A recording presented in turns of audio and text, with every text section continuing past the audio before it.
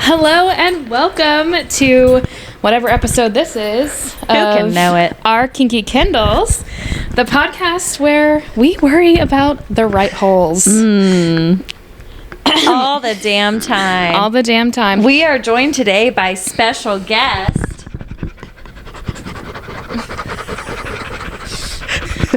There are so many furry animals surrounding this area. Yeah, some of them are friends, some of them are not. Different species and such. We would not have it any other way here. This is exactly as it should be here at our Kinky Kindles pod.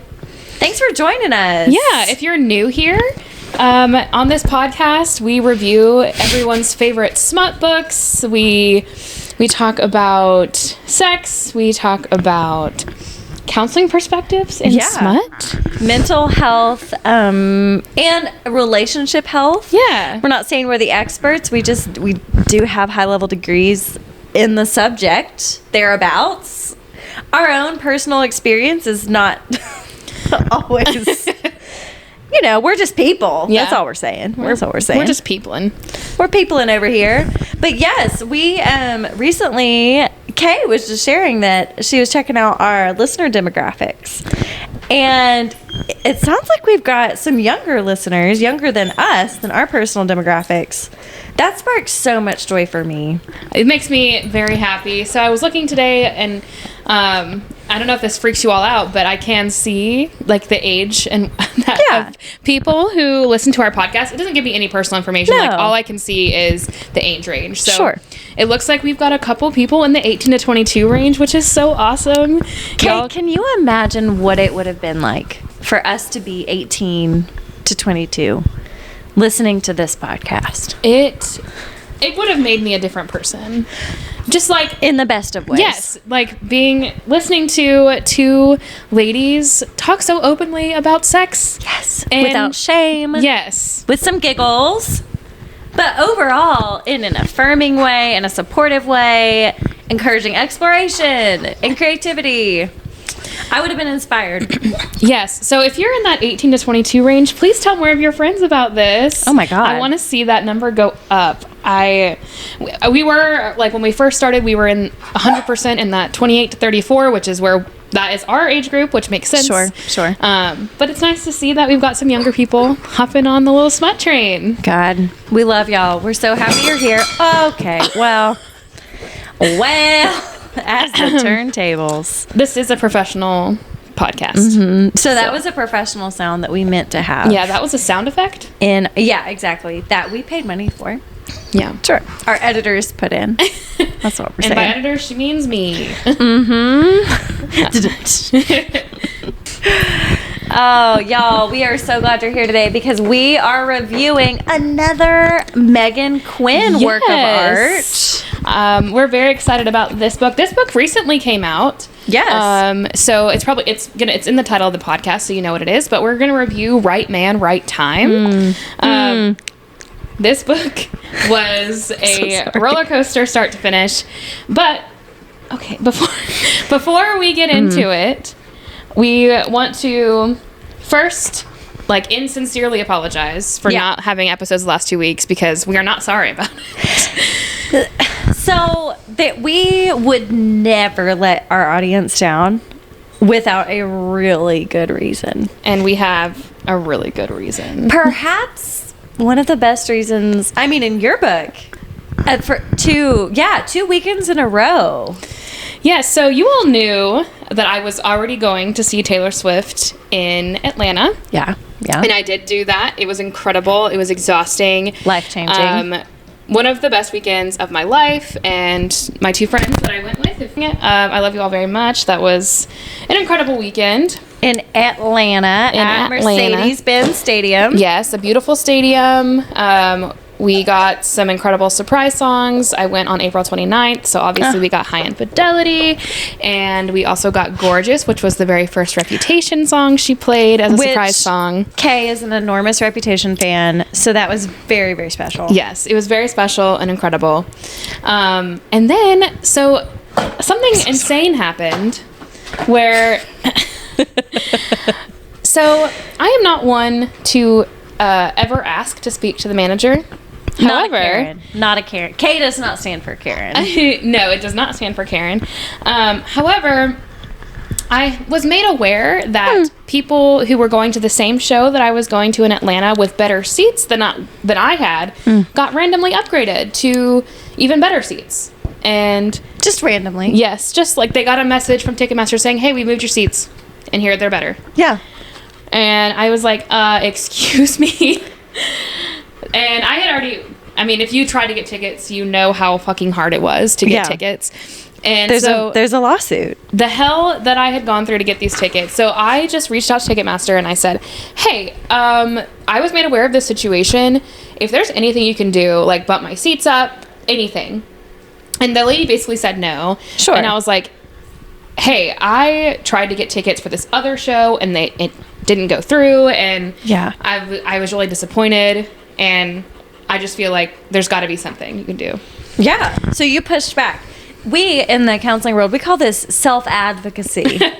Self-advocacy for Taylor Swift. This is, yes. But I do think it's one thing to, I don't know, not to get on a rabbit trail, but it's one thing to get like your panties in a wad, as we say here in the South, about something that pisses you off, right? Because you had seen that people were getting upgraded. It's one thing to get your panties in a wad about it. It is another thing entirely to advocate for yourself, to believe that, like, hey, something could be done about this. I should speak up about this. Yeah, and I was not rude, and and my whole perspective on this was, if I ask and they say no, then that's it. Like, I'm already going to the show. I'm going to be in the building. Sure. So, the week that I am going to the Atlanta show, I get a message from Ticketmaster saying that there are production held seats for the Nashville show. To be clear, Kay, school counselor, very busy days, back-to-back kind of like open door situations of like lots of sessions, lots of appointments, busy life at work. Yes. So I get this text and I'm like, what the fuck is this? So I click on the link and I follow the link, and it puts me in that horrible queue that everybody saw when we were waiting for the tickets. And I was like, oh, I can't do it again. Trauma. But thankfully it was like, there's only 6 people in front of me. And I was like, okay, whatever, I'll just wait. So I get in the queue. Less than 30 seconds later, I'm pushed through and I'm sitting in the buying room for Nashville, which is not the weekend I'm going to, but like the 10 days. I 10 think it days was away. 10 days from then. Also, this was like this was not expected. There was no, like, you knew that they had said no. Right. So they had basically told me no to getting me any upgrades or any extra tickets. And so when I got the text, I was just so shocked and extremely confused. So I'm sitting in the buying room and I'm looking at these seats and I'm like, what? Is this real? And so I immediately text A and another one of our friends, and I'm saying, hey, I have tickets. I think. And I was like, if you want to do this, I'm going to buy them. I'll sell them or we can go. It was so, like, from my perspective on the receiving end of this, it's like hearing someone say, hey, would you like the opportunity to, I don't know, like, fly? It was like, would you like this thing that you already have said that you wanted? Do you want to do this? And I couldn't really read through it, and I was just like, what? Like, why are you asking this as a question? I was sending like paragraphs that blew of my text. mind. Yes, why is this even a question? Yes. Like, I know it was, and the part that was stressing me out. So I'm a planner. That is who I am to my core. Like for the Atlanta show, we were planning everything we were doing like 6 months in advance, and so I was prepared for it. So the 10 days out thing was really stressing me out, and so so as I'm looking at seats, the same thing that happened to me before when I was buying tickets, they just start disappearing. And I'm like, oh shit, other people are getting this message too. So I find 3, I buy them, and I text them and I say, hey, I have these 3 tickets. If you want to go, we'll go. If not, I'll sell them. Yeah. And immediately they were like, no, we're going to this show. Immediately, 10 days from now. And this speaks to different folks having different strengths, because I hear 10 days from now, and 10 days is an arbitrary number. 10 days from now could be 100 years from now. I am remarkably time blind. I have very little to no concept of time. I rely on just timers all the time. Yeah, we immediately kicked into gear. We were like, oh my God, what do we wear? Right, exactly. And so I feel very lucky to get these tickets. So these were production held tickets. Yes. Which is like tickets they hold for like family members of the dancers and the band. And so we were club level in the second row. So Nissan Stadium. Incredible seats. And like better than the seats that I had in Atlanta. Like incredible seats and so comfortable. We were just talking about this today of like the drink line, the food lines, like everything was. If you can go club level, dude, you wow. There was a charging station. Yeah. There was like a little eating situation. There were like tables where you could sit and eat. We had our own food. We had our own bar. We had our own merch stand. It was so nice. And so thankfully, A thrives in chaos. And I said, all right, find us a place to stay. And she like... No. I went to Hotworks. That's what I did. I said, oh, okay, cool. I'm going to go to the gym. I'm going to go work out, and then I'll tackle this. Because in my brain, I was like, well, because right there in the parking, I like pulled over. I was getting lunch. I pulled over on the side of the road, and I was like, or in the side of the road, LOL, the Tomato Head parking lot, to be clear. But I was like, well, what are the hotels? And I found so many different hotels at like lunchtime or whatever time of day. So I'm like, okay, we got plenty of time. I'll go home to my computer so that I can book what we need. And I was like, but I need to like run by Hotworks. I need to get my workout in because that's what I was going to do today. Okay, and then I'll go home. By the time I had gotten home, like an hour-ish later, they were all gone. Every hotel in Nashville was gone. And it didn't surprise me because I already knew that it was hard to find a hotel in Nashville. And it was also the Belmont's graduation, Vanderbilt's graduation, and Lipscomb's graduation. Absolutely absurd. So, and obviously the Taylor Swift concert was happening. 70,000 fucking people. Yeah. Just in the stadium, 70,000. Yeah. And that doesn't include people who traveled to Nashville to stand outside the stadium to watch. On the pedestrian bridge. Right. Absolutely insane. And just like Nashville in general on a weekend in the spring. Oh, yeah. Beautiful weather. It's like, already hard to find a place to stay. It's slammed. Oh my God. So we wanted ideally to be able to walk. Yes, because let me tell you how hellish it was to get back to our hotel from Mercedes-Benz Stadium. Yeah, and you didn't even have that wisdom yet. You didn't even know, like, hey, we really, if we can do it, we need to try to stay close. It was such a stroke of genius, though, such a miracle that I was like, so the baton got passed to me for like crazy chaos internet choices. I did the chaos ticket buying. It was perfect. Here you go. So I was sitting there, and it started clicking as hotels, like I wasn't even hitting refresh. Hotels were just disappearing before my very eyes. Very expensive hotels. Just evaporating. And we're talking it's like so scary. $1,000 for the weekend expensive. Like they were just disappearing. Yeah, like it was one's like $1,000 a night. It was absurd. It was I cannot express to you how upsetting this was. And so it just our dear listeners some of y'all will identify. Some of y'all have experienced this. It's kind of scary.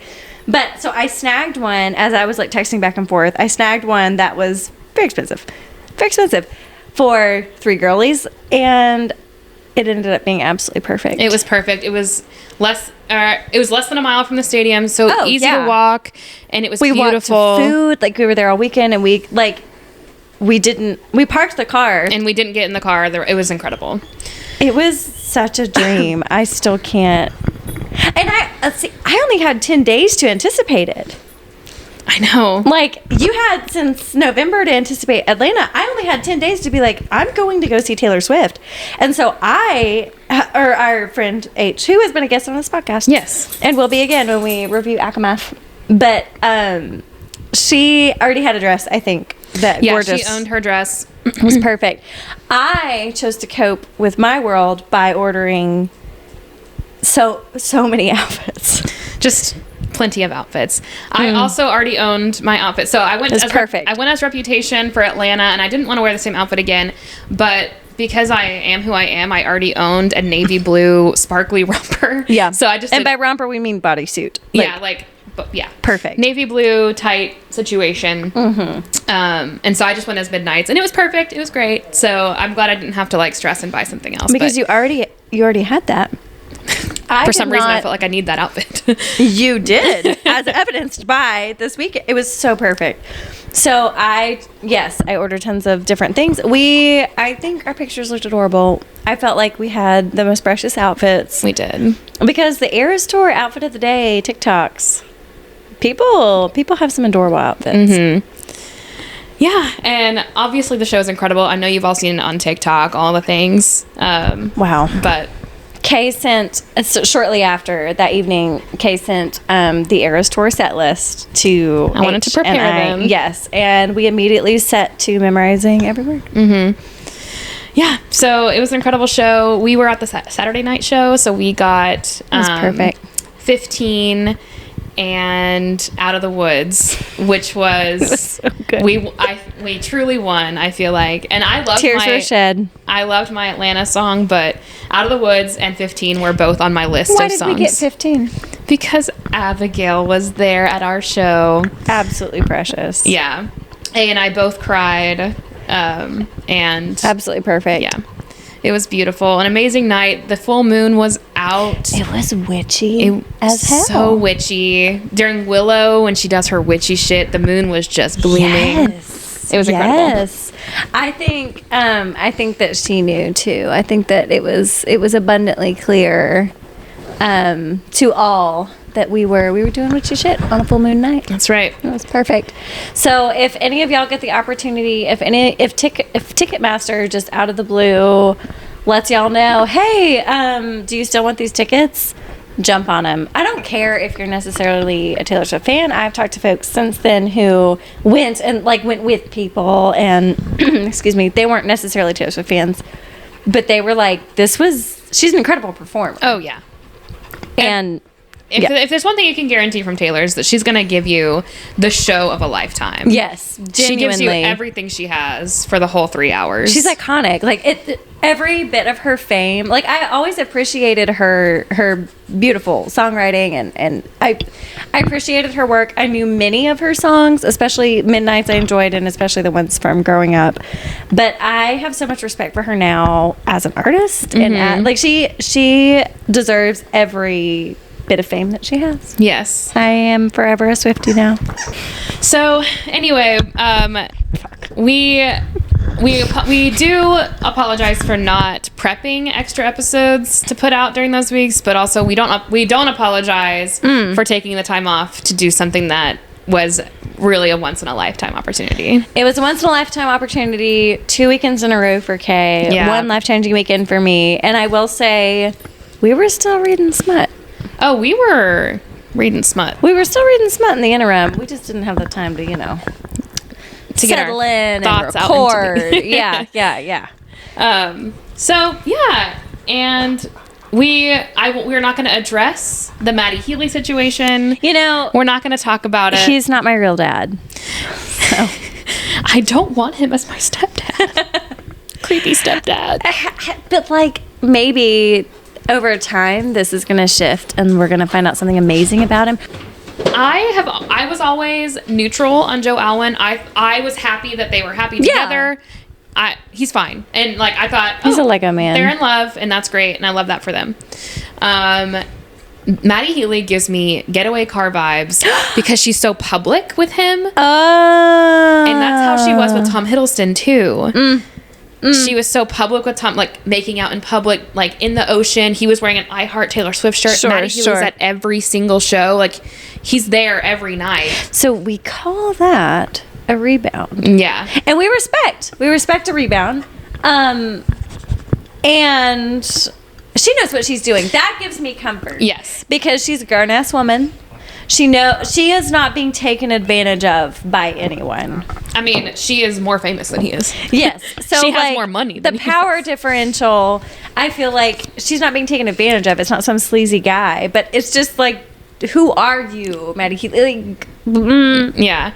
And that's look, what's Taylor, frustrating. You want to fuck him? Great. I love right that ahead. for you. Live it up. And the girlie that we were sitting next to at our national show, we were just all, because Maddie Healy was on stage with Phoebe Bridgers, and I know that they're friends. Dressed as a skeleton. He was wearing his skeleton outfit.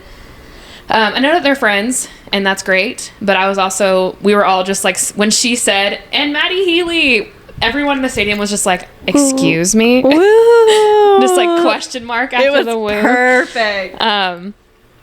And so we were talking about how skeptical we were, and the girl next to us was like, look, I don't like it either, but if I had just gotten out of a 6-year relationship, that's exactly the man that I date. That was my favorite response. I was like, you know what? That is so true. With all the sincerity in the world, that is the man was that like, I'm dating. She was like, you know what? If I had just gotten out of a really great 6-year relationship, I would be with someone exactly I am like finding the craziest fucking psycho I can find. Sure. And I'm going to date him. Let's roll with it publicly. Let everyone know. I'm going to hold hands with him in public. Exactly. It's a, yeah. So funny. She was like dead on. So I was like, that's so true. Yeah, he was definitely there. So we saw him with our own eyes. But I don't know. I'm a feminist. I support her in doing her thing. I just think he's weird. I think he's yucky. I don't know much about him, but he seems gross. He's yucky. He's yucky. But we were at the show where Taylor did throw some shade at Joe Alwyn. Where she said, she always says before she introduces Betty, she always talks about how she wants to womansplain to men how to apologize. Beautiful. That is part of the set. She always says that. At our show, she went on a little bit of a rant and said, like in the song How You Get the Girl, I explain, here's how you get the girl back. It's not that hard. And in Love Story, here's how you propose. It's not that hard. And then you could tell that she kind of was like, oh shit. She like scattered in a couple of And she's like, and then anyway, here's Betty. It was perfect. And yeah, Kay shared afterwards, she's like, I didn't click at the time, but like she never says anything unintentionally. Like I think that slipped out. Like I think they're genuinely. Anyway, we will know more. I'm consciously like I'm aware that podcast episodes are not, nothing's really evergreen. Like this could come out and we could know so much more information in the future, and so I'm really curious to see how this will unfold. Yeah, and we are just here having fun speculating about Taylor Swift, and then just like everyone. Yeah. I don't claim to know anything more than anybody else does, and she wants it that way. Yeah, it's perfect.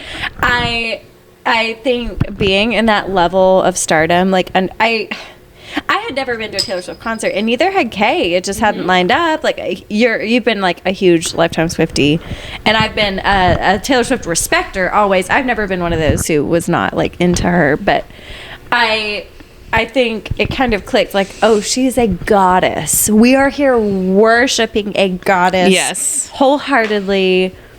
I respect anything she does. I respect anything she says. I know. I will follow her forever now. Our Lord and Savior Blondie. Our Lord and Savior Blondie, 100%. And so kind. Yes. And so lovely. And so silly. Just playful. Yeah. An angel. An absolute angel. So if y'all were at the Nashville show or the Atlanta show, we were in the same place, my friends. We love you, Swifties. Yes. And Swiftie adjacents. Drag along Swifties. Yeah, those are also, I think she's converted a lot of folks to the cult of Taylor Swift. Join my cult. Yeah. I'm wholeheartedly in her cult. I'm not saying you have to enjoy her music or whatever, but I am saying that you should probably respect the talent that is there. It's like I understand her range. Yeah, she's not. Music isn't for everybody, but like she's bigger than pop. Like you've got country, we've got iconic. folk, indie. Sure, singer-songwriter. So fireworks. Something for everybody. If you're like a heavy metal rock fan, I can find you a Taylor Swift song that'll fit in that little niche for you. That's what we're saying. These are life-changing. She is the music industry. Yes. We love to see it. And that has been our Taylor Swift hour. You're welcome. We were going to tell an incredible story about our nails again, but I think maybe we'll jump into...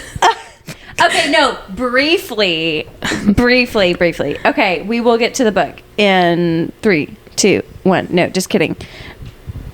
I think that Kay has won the heart. I don't know what happened. This nail tech, we don't know what happened. I don't know. All we know is that he also reads smut, and he's determined to find our podcast.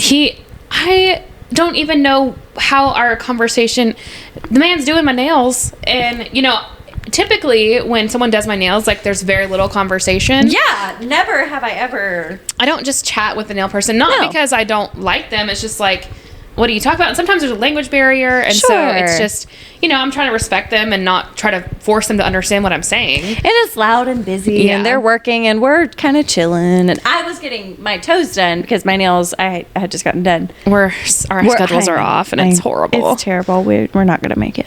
Thank y'all for your thoughts and prayers. Yes, I'm going to have to go an extra week on my nails. In this challenging time. Yeah, it's not right. Anyway, so this man... He was very nice. He's definitely younger than me. Almost definitely younger than me. I don't know. Yeah, he looked early 20s. All I know is that he was holding both of your hands. Well, because he had to do my. That's how you do nails. She texted me from her chair and was like, "There's a boy holding your hands." So we were having a conversation, and he said like damn or shit or something. He cursed. Damn. I mean, full local accent. Yeah. And he apologized, and I was like, oh, no worries. I work with teenagers. It does not bother me at all. And he's like, oh, what do you do? And I told him I'm a school counselor, and A is not there. It's just me and this man having this conversation. Holding hands. And I was wearing my Taylor Swift shirt, and so he asked me about the Taylor Swift concert, and we talked a little bit about that. And then he was like, okay, so besides Taylor Swift, what else do you like to do? And I said, well, I like to read, which is like a very normal thing to say. That's a normal hobby. Yeah, you're doing really normal things. And then he said, oh, have you read any Colleen Hoover? And I said, funny. You should. Yes. No, you said, yes, she's a menace to society. She is a menace to society, and I stand by that. And I don't care what any of y'all have to say. You 18 to 22-year-olds who read Colleen Hoover, she's a menace. I can't with you. I can't with y'all. She is a menace. God. I mean, we love y'all. Please keep on listening. Please listen. Colleen Hoover, what? And I was like, I read It Ends With Us, and I hated it. And he was like, you hated it? And so we had this conversation about It Ends With Us. And he's deeply invested. Yeah. And he goes, it's just good old smut. And I was like, well, there's sex in it, but I would not call it smut. There is a very good scene with a stethoscope that I enjoyed. However, that is not smut. It is heavy as shit. Smut. No. We're not talking about grief. We're not talking about trauma. We want like some light, fluffy, and maybe like some plot points. Maybe a little kidnapping. Sure, some light kidnapping. We call that BDSM. But we are not. Colleen Hoover, that's where she's a menace. Yeah, and so somehow me and this man end up talking about smut, and I just don't understand. It escalated. Very quickly. Friends. He asked me if I'd ever read 50 Shades of Grey, which the answer is yes, I have read it. It's been a long time. And I have not. Maybe we should read it for this podcast. It's terrible. So that's exactly what we should review something terrible. So he was like, is it good? And I was like, what do you mean by good? No. Why do people think of that with smut? I'm like, well, I was like, look, the writing is bad. The story is not interesting. And he was like, but is the smut good? And she said, what else do you say to that besides it does the trick? That's what Kay said. I was like, I mean, if that's what you're coming for, it does the trick. It does the trick. And he lit up. He thought that was the funniest shit he'd ever heard. And I know that he lit up. I wasn't there for that exact moment, but once my toes were done, I went over and sat with you, and he was loving every minute of our conversation. It was so funny. It was wild. So we did share that we have a secret podcast. We told him that our podcast was a secret, and he's determined to find it. So if you're listening, Chris the Nail Tech, we really enjoyed. And we told you we were going to talk about you on our podcast. Gold star. Yes. You will know that this is the podcast because we are talking about you now. Yes, and all good things. We told you we're not going to talk shit about you. I love my nails. That people talk shit about their nail people. I don't talk shit about my nail people. I would never. I'm like, thank you for fucking doing my nails. I can't do this. Yeah, yours look. I've gotten so many compliments. These are your favorite nails. They're amazing. I love them so much. You've got to get exactly this again. We learned a lot about Chrome. Yeah. Chrome's tricky, y'all.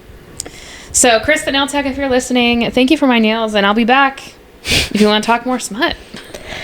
Chris, before we come back, actually, we're going to need for you to read one of our books so that we can discuss it with you. Yes. Okay. 33 minutes in, I think it's time maybe we do what we're supposed to do in this podcast. I think we're right on time. 33 I is about think, in right fact, fast. we're the right. I'm trying to make a. Oof, wow. We're the right women on the right time. at the right time. Uh-huh. Okay, so Good work. do you have notes? I have a few notes at the beginning. Okay. And then, friends, I made the choice to also listen to the Audible version. Oh boy. Let me tell you, I don't know. I'm not here to shame anyone for like what they're listening to, but it's a dramatization. Is that the word? With 2 actors. I'm listening to the Acomath, the graphic audio, because I know that we're gonna do it. I was like, I'll just listen to it again. Yeah. I'm listening to the graphic audio. It's so good. Wait, there's like different actors. I'm just there's listening like to someone read. there's a whole cast of characters, and there's like background sounds and piano, and like, it's like they call it a movie for your mind. Why don't I listen to that one? You should. It's really good. Oh my God. It's on Audible. Okay, well, the sheer amount of Audible books that I have that I actually have a hard copy of as well. We're back to Cayman Jack for this episode. Also, y'all, in case you're I know y'all were worried. deeply invested in this. But, yes, so all that to say, I do have a few notes at the very beginning. But then I moved into a little Audible moment. And if you are into, like, listening to smut being read to you, which is a bold move, then it's a good one. It's a good one. Start us off, Kay. All right, my first highlight's in chapter 2 on page 28. Should we do a brief synopsis? Oh, yes. Right Man, Right What's this Time book about? is a age gap, fake dating, Hell hockey, yeah. romance. Checks all my fucking boxes, dude. I texted A and I said, hey, I'm reading this book and you need to read it immediately. Immediately. I was like, we're reviewing this book. At this moment. And I started reading and I'm like, oh yes. I thoroughly. I'm going to need to reread some of it again, if you know what I mean. Yeah. There's some stuff that sticks with you. I was like, oh my God. Oh my God. So good. she has just gotten out of a relationship and her ex is dating someone that she hates. And so she finds a man in the bar and she kisses him and says, hey, pretend to be my boyfriend. And he says, sure. And then fake dating ensues. He needs someone to go with him to events Because his ex-girlfriend is a piece of shit. truly. And we'll get into that too as well. Yeah, okay, yeah. Yeah, so she is in college for journalism. Yeah. She's been assigned the sports something. She's got to cover hockey, and he plays hockey. So she did not know all of this. Megan Quinn, I have a lot of respect for because I think she tells a good story. She sure does. It's not just, she writes excellent smut because we worry about the right holes. That's right. But like, she writes excellent, like, empowered, witty female characters. Like, she knows what she's doing. This is really, she's on to something. But yeah, she didn't know that. So it's Silas and Ollie. Ollie did not know. I don't want to spoil whatever you're about to read, but Ollie did not know that Silas was a hockey player. And she got this assignment and she was so pissed. And then she found out and it was like, oh, How perfect. the stars align. Yes. So it's, you know what to expect. It's fake dating. And weirdly enough, they end up liking each other. What? They fall in love? She's attracted to the hot hockey player. All the off Can't limits. imagine. The contract they signed on a napkin. It's funny how when things are off limits, I'm looking at you, purity culture. Mm-hmm. Everything becomes immediately hotter. Everything gets hotter when it's forbidden. Nice. When the purity contract signed. All right. Chapter 2, page 28. If you got your book with you. Yeah, let's read along. These pages are arbitrary and made up, so good luck. The rules are made up and the boys don't matter. That's right. My name is Ollie, and I'm in a really tough spot, and I'm so sorry, but I'm about to kiss you because I need to save face in front of my ex-boyfriend who is now dating my nemesis. Yeah. If you don't stop me in 3 seconds, I'm going in. She says this at such a rapid rate, I almost don't understand what she's saying. And the confidence that this would take, I could never. Approaching the hottest man you have ever seen. Yeah. in a bar and saying, hey, I'm about to fucking kiss you, and if you say no, you better say no in the next 3 seconds. I do love that she asked for consent in those 3 Yeah. seconds. So much respect. So much respect. I think it takes a lot of courage to go up to anyone and introduce yourself. It's tricky. It's tricky. Even in platonic relationships. Especially if you're going to ask them to make out with you. To, swirl your tongues around and stuff. To put your tongue in a stranger's mouth. Dear God. I don't care how drunk you are. Yep. All right, a little later on down the page. Hell, this woman tastes good, like tequila and promises. I highlighted that too. And I said, I wonder if I taste like that after 2 margaritas in a PDA moment. I often... Who could we ask about that? They're probably... Hey! Babe! Babe. Never mind. Please don't come down here. I am a huge fan of tequila. So I am a woman of a certain age, and I don't do shots anymore. Wow. Because I'm old. But when I was in Atlanta for the Taylor Swift concert, my sweet friend, who's in it first initial, is also A. I love her. Love her so much. My other friend S was in line for merch. Y'all are all the same age, to be clear. Pretty much. A she's in her early 30s. Well, then who is she doing shots? I'm assuming this is going toward shots. Yeah. Oh Well, my God. It was her idea. So S, the youngest of the group, baby, is in line for merch, and we're at the bar just chilling. Yeah. And she's like, "Should we do a shot?" And I was like, okay. And so we asked the sweet bartender, who I'm sure hated us. We were like, just like, what you got? And he was like, 2 girls, head to toe in sequins. yeah. And he was like, I got you something. And he put tequila in a shot glass and then just did a little drop of the lime juice on it. Nice. And we were like, okay, well, I guess we're going to do a tequila shot. Can you at least put some salt on our hands? So I went back to my roots and licked my hand in a dirty bar. Yeah, you at did. Mercedes-Benz Stadium. Yeah, you did. And let him pour salt on my As God intended. damp hand and did a tequila shot. And let me tell you, I see no flaws. it was a mistake. I actually really love tequila, and it was do not a too. mistake for me, but it was a mistake for my friend. Was she super sick? She got over it very quickly. That baby. But like she took it and then she was like, I'm gonna throw up. And so anyway, I'm a lover of tequila. I think tequila is very important. I also am a believer in tequila. I think maybe when I have tasted like tequila, I don't taste like promises. I taste like I'm about to be fading fast and going to bed. I'm about to be going that night. That's what I'm saying. Like, I don't know that whenever you taste tequila on me that I am anything but snoozy and ready to chill. Yeah. It depends on how many margaritas I've had. Sometimes margaritas make me want to do something insane. There's really no predicting it, and that's the fun. It's really fun. Okay, later on down this page, please pretend to be my boyfriend for a second. Also, you're the best sex I've ever had. Huh. That makes me smirk. Damn. And I didn't even have to do anything to earn the title. I catch her glance over her shoulder, and so I quickly say, I'm Silas. And so I just wrote, she's saying, like, hey, pretend like you're the best sex I've ever had. I'm like, bro, I can guarantee you that this is going to become true later on in this book. To be very clear, y'all are about to discover a whole new world. You're the best sex I've ever had. And it's like, yeah, we know this by just looking at him. Yes. Yes, that's correct. This is how sexual attraction works. And comparatively to the man she had before, I think anything would be the best sex she ever had. Yanni sounds like exactly who I would date at 20, 21. 21. She's of age. Gross. Yes, that is quite the move that Megan made. Yeah. Age gap. All right, page 30. This is Yanni talking, the ex-boyfriend. He says, You're dating Silas Taters?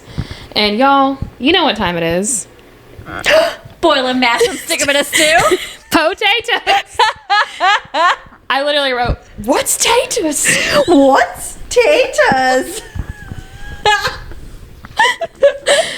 There are several things you can count on this podcast, friends. Number 1, Taylor Swift. Number 2, potatoes. Number 2, potatoes. Number 3, Lord of the Rings. Number 4, nails. And Pride and Prejudice. Those are the things that you can guarantee. You can bank on it, y'all. What, do you have anything really important to add about potatoes? That's all I wrote. Okay, yeah. I will say that Ollie makes several references to his name being Taters, which I think is really important. Why is his name Taters? Megan, please. I think that Megan, I really hope one day you listen to this. I would be forever flattered. We only say nice things about you. Yeah, we love you very much. But I need to know why. I do think that she especially this name, I think she chose it based on nickname capacity. So, yeah, because... we are dealing with a fucking insolent woman. We are dealing with a fucking insolent woman who we love. Yes. And he's got a lot of guy friends. And, you know, because they're men, they got to rag on each other. They're dudes. They got to talk in their text and their group chat. They're the locker room talks. And, like, I love Megan Quinn because she does make these, like, guy friend groups where they have these group texts. Yes. And they're really funny with each other, but none of them are toxic. Like, they're all really uplifting, and so it's really nice to see. Yeah, I have that highlighted in here at some point. We'll get to it. Oh, she's leaving Silas at the bar because she got what she needed. You know, he pretended to be her boyfriend for what she needed. And she says, "Now, if you'll excuse us, we have some drinking to do tonight, and you sure you have the same goal at hand? Have a good night." "Sit down," I say in a firmer tone, which stops her. She slowly turns on her heel. Excuse me?" She asks, a spark of fire lighting up in her burning irises. "Did you just try to use some alpha hero voice on me?" Fuck that. "Alpha hero voice? What the hell is that?" I ask. And I said, "Yes, he did, and it worked on me, so sit down, you insolent woman." You know, it worked on me. "You insolent woman, sit your ass down." I'm an innocent bystander. And 18 to 22-year-olds, y'all need to respond exactly like this when a man tells you to sit down. Ollie had the right response. Yes, correct response, and we are allowed to swoon. Page 36. "How old are you?" She tilts her head. 21. "And how old are you?" 31, I answer. "Ew, you're in your 30s? Ew. What the fuck?" Okay, number 1, triple alert, here's an age gap. Number 2, do not say ew. Oh my god, I'm gonna cry. That's so mean. We can't do anything about our age. 31 is not old. 31 is... You 18 to 22-year-olds, we're not old. We really aren't. I will never forget the day my angel Gen Z client, for the love of God, if you listen to this, I will die of embarrassment. And we can talk about it. It's fine. I will never forget the day when she said, I said something, I think I said like bet or like something relatable. And then she said, you know, like, I don't know if this is true with your generation. Stop. I wanted to die. Like, I was like, oh, okay. I see your point. I see you're putting me in my place. It hurts. One of my students once, like, she was in my office and she said, ugh, my mom texts like a millennial. And I said, shut your mouth. Like a millennial? I was like, what does that even mean? I'm a millennial. Get out. What? Get like, out. what are they trying to say? I We know. use the laughing, crying emoji. I think it was that. Yeah. She's like, ugh, she texts like such a millennial. So sue us. I was like, I make no apologies. I was so hurt. Get out of here.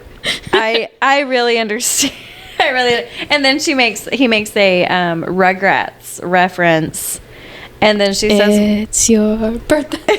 your birthday is today. Have a happy birthday today. Rugrats fans in this house. Well, not me. I mean, to be clear, it's my partner. It's not that that's I'm true. not You a weren't Rugrats allowed to fan. watch I wasn't Rugrats. allowed to watch Rugrats because I don't know. There was joy. We can't have that. But Rugrats has a birthday song in some niche episode at some point, and my partner thinks that we need to sing specifically that birthday song at every birthday gathering. Even if nobody has ever heard that song in their life. No, he will just sing it without apology. He's really enthusiastic about it. But the point is that Ollie does not know what Rugrats is, and that's something. I must have missed that. That makes me hurt inside. I do like that Megan Quinn kind of like, you know, parses out their little age gap. Yeah. Like she separates them at the beginning and then kind of brings them together later. Megan, you're hurting my feelings. Ouch. Page 36, later on down the page, she's saying, ew, I kissed an old man. And he says, you kissed an experienced man. There's a difference. Period. And I wrote, sorry, Ollie, I'm on his side. I'm Team Silas on this matter. When it comes to sex, ladies. You want an experienced man. For the love of God, stop dating babies. Yeah. I mean, date someone who's safe. Appropriate for your age. Please, but also know what you're getting into. Yeah. Don't be surprised when he has no idea what he's doing. Because in this day and age, you can't trust anyone, she says before taking a drink of her margarita. So what makes you think I can trust you? Oh, you can't. She shakes her head and sets her glass down. I'm a total wild card. Truly the most ornery in the morning, especially after drinking. I tend to focus more on my needs than others. And even though I say I don't want something, secretly, I always do. Completely untrustworthy. So if we're done here, I shall retreat to my friend to see how he's doing with his conquest to sit on Fernando's penis. And I just wrote, fucking insolent woman. I also wrote fucking insolent woman. Insolent woman. Yes, when on page 38, arbitrary, but he says the fucking audacity of this girl when she's talking about, like, excuse me for wanting to make sure you're not an impersonator trying to score a woman to false identity, blah, blah, blah, poor schmuck. He says, poor schmuck. The fucking audacity of this girl. And then, you know, as the turntables, this man is not poor. He's very not poor. Many sexy. Yeah. That was shortly before Fernando's penis. You can continue. Shortly before Fernando's penis. I just highlighted, I need you to pretend to be my girlfriend, and I put little sirens and said, trope alert, fake dating. Wee, fake dating, everybody. So fucking good. It's one of my favorites. Can't go wrong. Page 43. Not quite sure you understand how hard it is for a 31-year-old to bounce back after a night out. I just wrote, this book pains me. I couldn't help but imagine the quantities of alcohol that they were drinking and thinking how I would feel. Yeah, so he drinks, like, I think two or three scotch. Yeah, he's had some scotch, a couple fingers of scotch in each glass. So I would imagine that would give you a headache. Whew. Sure would. At the beginning of chapter 3, I have highlighted, I just really appreciated his dedication in terms of hangover food, in terms of, you know, the direction that they're going in the relationship. I really appreciated that he got, or she was like, you know, we're going to meet up. And she was like, bring sandwiches. And he said, what kind of sandwiches? And she responded, meat ones. Ones with meat. Meat ones. Meat ones. See you at noon. Talking about Gen Z texting. That's how you fuckers text. That's right. I can't with you. Yeah. And then shortly after, he says, I ordered 5 different sandwiches because I was unsure what she would want. This is a theme that's carried throughout the book. I deeply respect a man who is like, I don't know exactly what you'd like, so I'm going to cover all the bases. I'm going to cover the bases here and let you get what you want. Because I want you to have what you want. Yeah. It's beautiful. Also, money. Haha, money. I think this is a little earlier in the chapter. We're bouncing around just a touch because this is super cute. Yeah. So she says she gets up. She had several margaritas. She just hops right out of bed because she's 21 fucking years old. Yeah, with the little perky boobs. Yeah.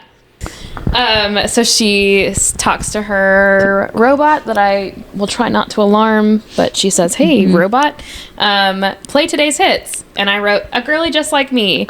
And then later on down the page, like 2 lines later, I woke up this morning fresh as a daisy, so I went on a run, followed by a simple ab workout, then walked to the dining hall and picked up a protein smoothie. And I just wrote, never mind. This girl is not like me. So at first, you thought you had something in common with Ollie. And then she went on a run, did an ab workout, and got a smoothie. Yeah, I think Megan here is really highlighting the difference between a 21-year-old and a 31-year-old. We're not the same. If I had 3 margaritas and woke up the next morning, my hangover position is blackout blinds drawn in my bonus room, curled up on the fetal position and on the couch, hoping that my partner will bring me something with bread in it. Somebody must take care of me. My hangover position is leaving my house at 4 in the morning. That's exactly what I was going to say. You know why I leave, Kay? You know why I leave when I'm hungover at your house? It's not because I don't love you. You know why? It's because this man who lives in this house will wait on me hand and foot. Yeah. I am desperate for someone. Not that you wouldn't, but like he is knows what you need. he's contractually obligated Yes. through marriage, and he is very good at caretaking. So I come home because I want to be taken care of like a baby. I'm nothing if not a thorough host. If your drink Best toast. if your drink is empty, I'm gonna refill it. Kay is really, really good at making sure that my cup is never empty. Here's the thing about that. If it's never empty, you never actually know how much vodka you really had. Oopsie. Yeah, you can't know. All you know is that it's full again and it tastes like a Moscow Mule and it's perfect. I can't help it. I have a gift for making my friends so drunk they have to sleep on my couch. That's just good Southern hosting. I see no flaws. Okay, but that's your hangover posture. I will say our angel Silas, who I love so much, the most Lego man of all, he brought several Sammys He sure did. because that's how he's doing it. Okay, so this is Ross talking to Ollie. Ooh, sorry not to take you off your train of thought, but gay best friend. How do I feel about a gay best friend? The trope is tired, and Yes. but I do like that he has his own little story, which Yes. is nice. He's not just an accessory. Yeah. He's got his own little story arc. Yeah, and he falls in love with someone down the road. We'll see. Yeah, I think it's a cute way to do it, but yeah, I love having LGBTQIA plus characters in the book, 100%. but I think the like gay best friend thing. Secondary. Yeah. Yeah. And there's a way to do it without doing the like gay best friend. Like you can have a gay friend without doing the gay best friend trope. That's true. This kind of walks the line. I will say. I think that they're genuinely tight. Like that's like her best friend. Yeah. And so I don't know. We just don't. He's a real person. Yeah. He found love too, though. Yes. So Ross says, "Did you see his forearms? They're all ripply and muscular. Trust me, he's good in bed. I bet he has a piercing. Oh my God, you've lost it. I move around him. He has the tattoos and the scruffy hair, broad shoulders, wicked lips, roguish eyes. There's no doubt he's got a pierced cock. And with the way that you love giving head, could you imagine if there was a piercing on it?" And you know what we call this here, folks? This is foreplay shadowing. Foreplay shadowing. That's all one word, to be clear. Foreplay Shadowing. Yes. She's painting a picture, a little mental picture for us. I also would really, really like to meet some 21-year-olds who talk like that. Yeah. I would pay actual money. What's you all having these conversations? Roguish eyes. I have roguish eyes. Sorry, I'm worrying about the wrong holes. I've never looked at a man and been like, he probably has a penis piercing. Like, Absolutely never has come to my mind. Maybe I'm not looking at enough men. you know what? That's the problem. We'll add that to our research when we go to the beach. Good plan. Good call. Okay, so this is chapter 4.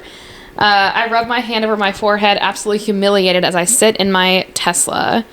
And I just wrote, okay, fully no offense to Ollie, but this is a grown-ass man, and she's too young for him, and I want him for myself.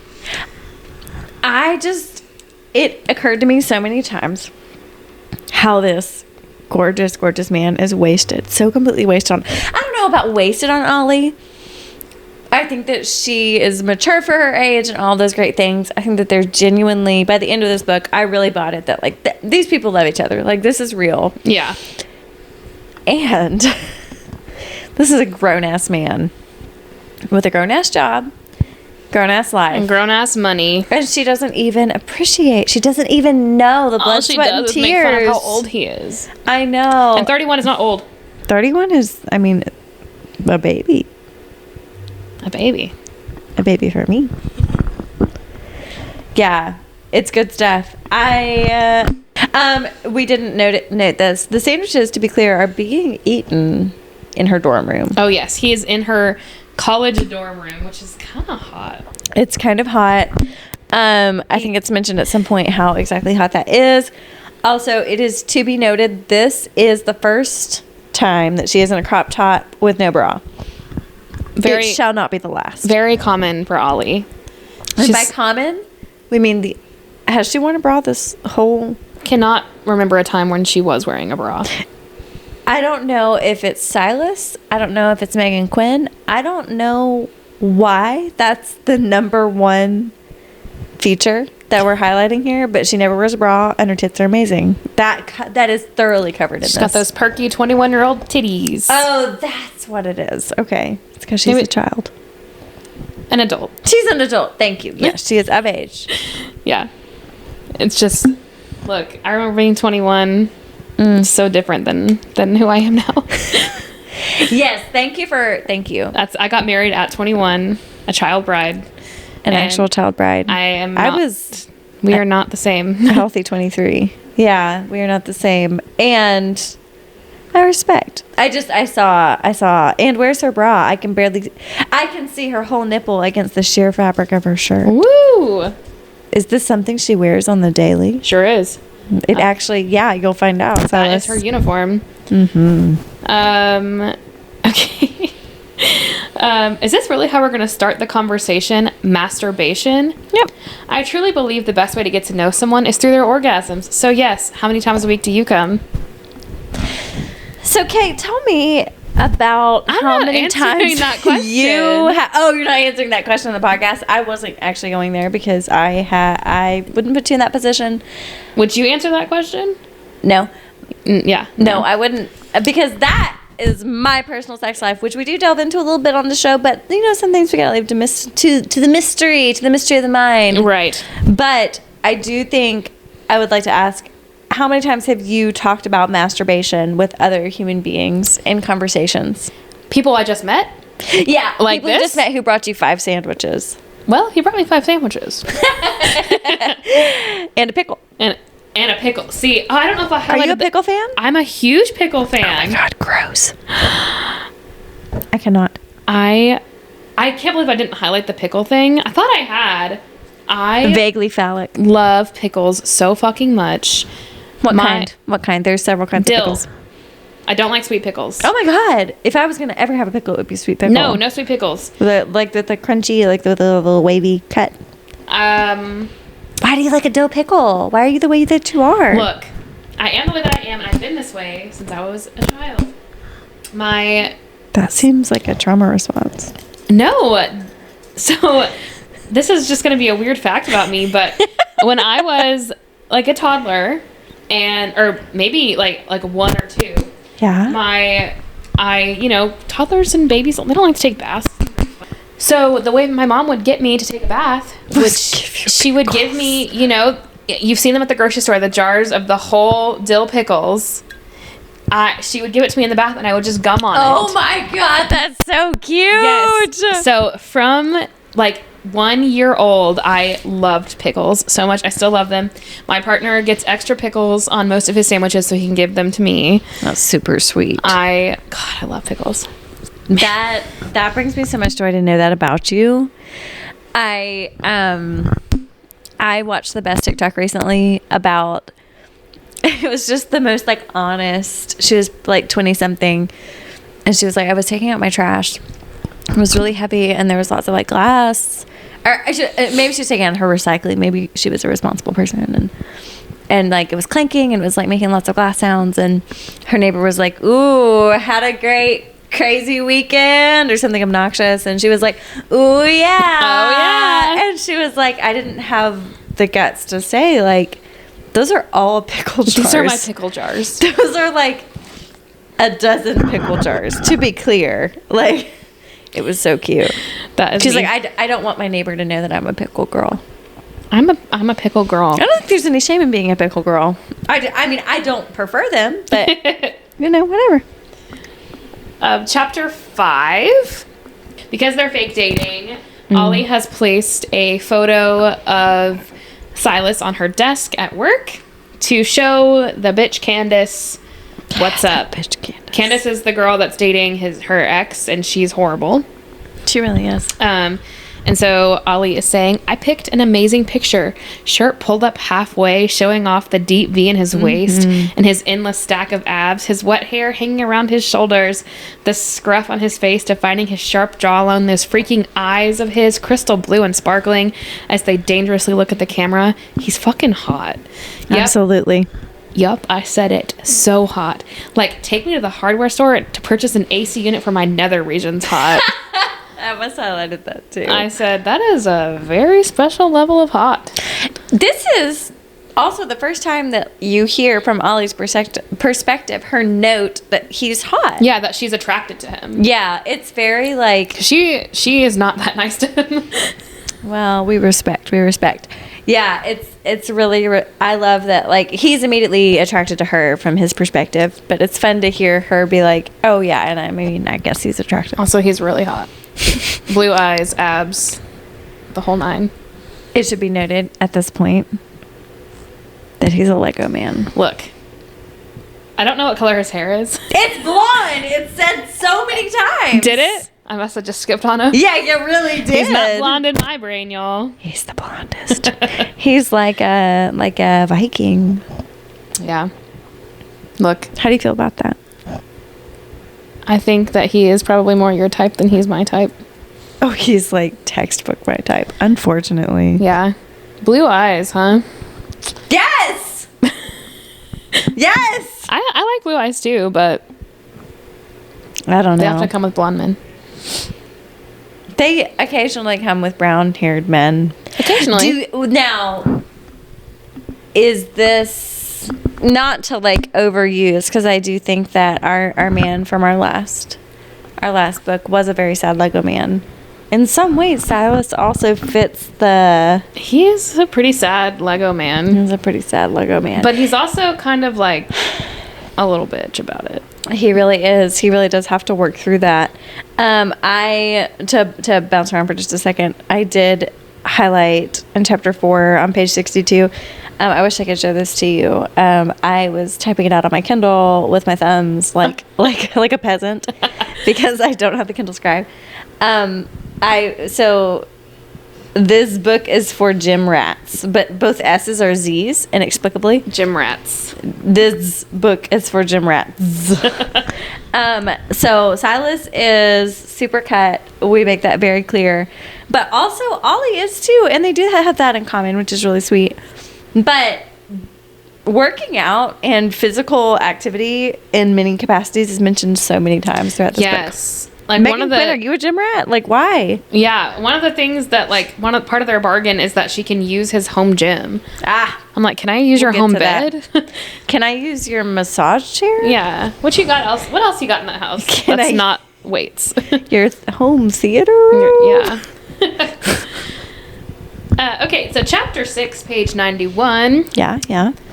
I feel like Megan Quinn truly wrote this book directly to offend me. I don't know why she did this to me. Do you ever feel bad for people who get Ravenclaw? I ask. No one ever talks about it. Gryffindor is clearly superior. Slytherin has its own merit because it's evil, and then Hufflepuff is for all the fun-loving people. But what about Ravenclaw? You know, now that you mentioned it, I don't think I've ever hear anyone claim that they're from Ravenclaw. That's sad. Okay. Bitch, I'm a fucking Ravenclaw, okay? What? Yes! You are? I value wisdom. 100%. This feels like a red flag. Vaguely. My partner's also a Ravenclaw. We're both Ravenclaw. You're both Ravenclaws? What do you think I am? I think you are a Slytherin. What? Enneagram 3. Ambition. No, I've been to therapy. Sorry, this is not a slight for you Slytherins. Maybe it is. My brother's a Slytherin. I like Slytherins. Your brother's not okay. My younger brother and my older brother, we don't know. Oh, okay. Your younger brother's just fine. Yeah. I'm a Hufflepuff. Oh, well, yeah. You don't see. Well, that's true. If we had a cold open at this show, I'm a Hufflepuff. Well, yeah. I just feel like the enthusiasm. I feel like Megan Quinn maybe is a Hufflepuff and she is trying to make Hufflepuff seem less lame. No, I think Hufflepuffs are genuinely wonderful. I don't think they're bad, but I also have never heard anyone shade Ravenclaws so badly, and I am hurt. Ravenclaws. Well, tell me something good about a Ravenclaw besides wisdom. Ravenclaws, they are extremely smart and driven, and our colors are blue and gold. So That means nothing. I'm upset. Our colors are blue and gold. Grass is green. the sky is blue. You know what? So there. Ravenclaws, rise up. Do they? I'm asking our listeners, hey, any other Ravenclaws out there who are hurt by this? Y'all, to be clear, before you come at me, you're welcome to come at me. I deserve it. But also, I only read Harry Potter for the first time last summer. All of it? All of it. Yeah, I read all Wow. of them last summer in graduate school. It was a good move. Oh, hell but yeah. there was so much I didn't know. Yeah, movies don't really tell you. There are whole actual characters missing from Oh, no. movies. I haven't seen all the movies because the Oh. books live in infamy in my Yes. heart forever. I do get to that point where I read the books and I'm like, I can't let a movie spoil this. But to be clear, in context, they're trying to find things. They're trying to compare notes. They're trying to find things that they Have in enjoy. common, yeah. That Ollie and Silas have in common. And Gryffindor, Silas is a Gryffindor. Silas is a Gryffindor. And Ollie is a Hufflepuff because I was about to say because she's right with God, but that's because I've had two Cambridge. Yeah. Yeah. Look, this is so millennial of us to talk about Harry Potter in such depth. But you know what? Ollie's not a millennial, and she's talking about Harry Potter. Exactly. My partner and I, we watched this show called Actually, which is the nerdiest show you could ever watch. Actually? Yes, and my it's God. exactly what it sounds like. So they basically, it's a trivia show where the host will read statements about classically nerdy things like Lord of the Rings and Star Wars and Harry Potter and Sure. just like all of these different fandoms. So he will read a statement about the show that sounds like a fact, but there's something wrong with it. And so the contestants will have to buzz in and be like, actually, That's so good. Is it a YouTube show? it's not YouTube. Is it's it not, a podcast? It's not a podcast. We'll link it in the show notes. Yeah, I'll send it to you. Oh my God. So Actually. yeah, so anytime there's like a Harry Potter question, we are both like fighting each other to get it first. Oh, that's amazing. It's like Jeopardy, but better. Yeah. I love that. Yeah. Is my mic cutting out a lot? You do sound kind of distant. I've got to let this baby girl upstairs. Okay. I'll switch mics and We have fix such it. luxury. We can switch mics. We will be back. Okay. We are back, folks. Hopefully I tried to listen back a little bit and I think my mic sounds okay, but this one does sound better, so sorry about that. Just a little mic switch. Yeah. Because we have 3 mics. That's right. We are such professionals. We can rotate our mics out. We have multiple mics. This is so that we can have multiple people on this podski. Mm-hmm. It's important to us. In case Tessa Bailey or Megan Quinn, either one of them want to join our podcast. Can you imagine? I would actually cry. I would remodel my whole home to have them here forever. We were just going over our notes a little bit while we were getting set up again. But I would like to mention in chapter 6, the guys all descend, his hockey team, you know. I think each of them have a book. They've got to. I was going to I know that I've read. So there's a Posey. Okay. A Holmes. I thought I'd Hornsby. seen Posey. I think I've read Posey's book. Okay. They were giving I just went off context. Cayman Jack. I just went off context clues because I was like, wait, they're giving so much like information about these friends. Maybe there's books about them. It was like callbacks that like you would recognize Yeah. if you had read other books. Like whichever one is with Winnie, I've read that book. Ooh, cute. Yeah. I want to read it. Okay, well, I just whenever they came in and like descended upon his home, that I highlighted in chapter 6. We're here to make sure you're okay, and because you're retreating because of Sarah, and we're here to make sure you're okay. And the healthy masculinity of like checking on your friend, like being involved, this is just like the tip of the iceberg. Yeah, they like, get bro, really. are you okay? Yeah, like they help each other sext. Like that's healthy Yeah. masculinity. No, the emotional openness with one another is really beautiful. Yeah. And I think, guys, take notes. Yeah. Do you want to talk about what Sarah did? Ooh. So the book opens with this. It's the very first scene in the book. It's salacious. It's salacious. So we don't hear anything else from Todd and Nancy, do we? Mm-mm. So, Todd and Nancy, such classic names. Oh my God. So long story short, well, I guess it's not super long, but he walks into a bra on the counter. They've not been having a lot of sex, and he's like, okay, maybe they've been together since high school. Mm-hmm. Like maybe like we're getting spicy. Ooh, this is exciting. Goes in there to Nancy going down on Sarah. They've been together since high school, for context, like just with each other. And fucking Todd is over there in the corner With his ass on Silas's chair. where he changes his shoes. Yeah. If we're remembering the story accurately. Yeah. His balls on the chair. With his mediocre dick? Yeah. Mediocre. Mediocre, y'all. Mediocre. I think he called it his mediocre boner.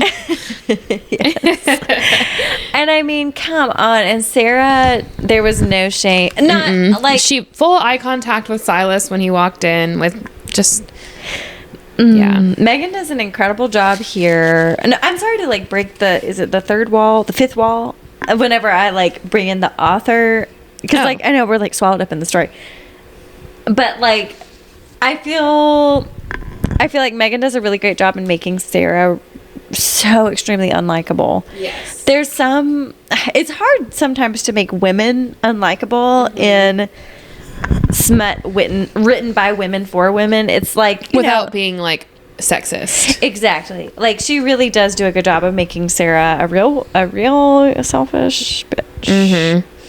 Yeah. So that's your opening scene in this book. So you kind of know the level of spice you're going to get here. Yeah, like an unapologetically open door. Yeah. All right, I'm in chapter 7 here.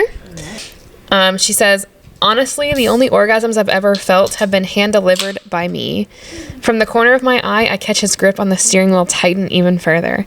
Am I making you mad? I ask, sensing the tension in his shoulders as well. Yeah, only because I can't stand guys who don't put in the effort. Yeah, me too, baby. Yeah. You know what? Same. Are you saying you put in the effort, Silas? I ask teasingly. He makes another right, then slowly pulls in front of a lavish hotel. When he puts the car in park, he turns toward me and says, I don't come until she comes. And with that, he's out of the car and moving around the front to open my door. Yeah. You know, I also highlighted that. Say it with me, folks. Is that a promise, Captain? Is that a promise, Captain? It did remind me of the book She Comes First by some sex therapist somewhere, and I've been wanting to read that. It is kind of, you know, a little discussion on female pleasure. It's kind of important. Yeah. You know? Very important to be equal in the bedroom. Yes. And you know, there are certain things that have to be done in order to make it equal, because people, you know, women don't always come as quickly. What's the average? It takes like, what is it? I'm not about to make up a fact right here on the podcast. I know. I read something recently. Yeah, Google, let's do a live fact check of how long it takes women to come on average. In a study that included 2,304 women who completed a Shit. questionnaire about their health, lifestyle habits, sexual history and activities, orgasms, and distress, some women had difficulty with orgasms, while others climaxed easily. On average, women reached orgasm in 14 minutes during partnered sex. Ooh. You know, That's an interesting distinction there. I'm sure, well, that would be an interesting study on alone how many with self-pleasure. And that's not to say, there's different kinds of pleasure. We're not saying that, like, that no partner can ever do it as well as you can do yourself. But the female sexual experience is complex. Yeah.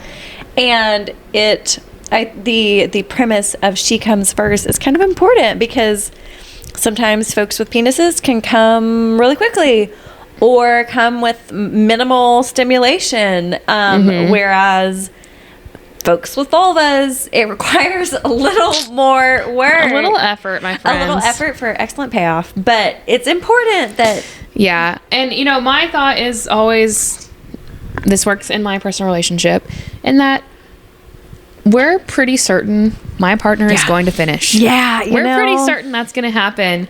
And so we don't need to focus on that all that much. It's just going to happen. It's going to happen. It takes very little effort and energy. Yes. Because so we're here. I exist in this world and I'm beautiful and there.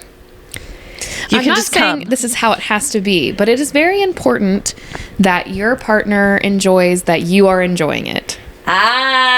Yes. Yes. My girlies, if you're listening. It is important and if you do not feel that this is the case with your partner, y'all need to have a little heart to heart. Across the gender spectrum, like if you do not feel that your partner is into your pleasure, you're barking up the wrong tree. Yeah.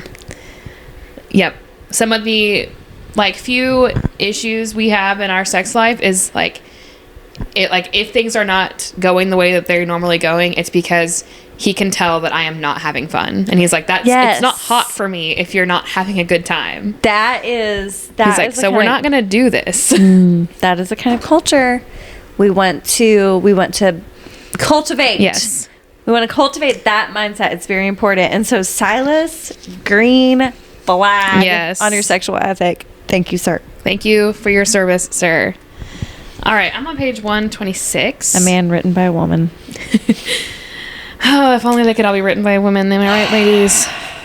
Truly. Non-binary folks. And men, too, if you're listening. I don't think so, though. Gross.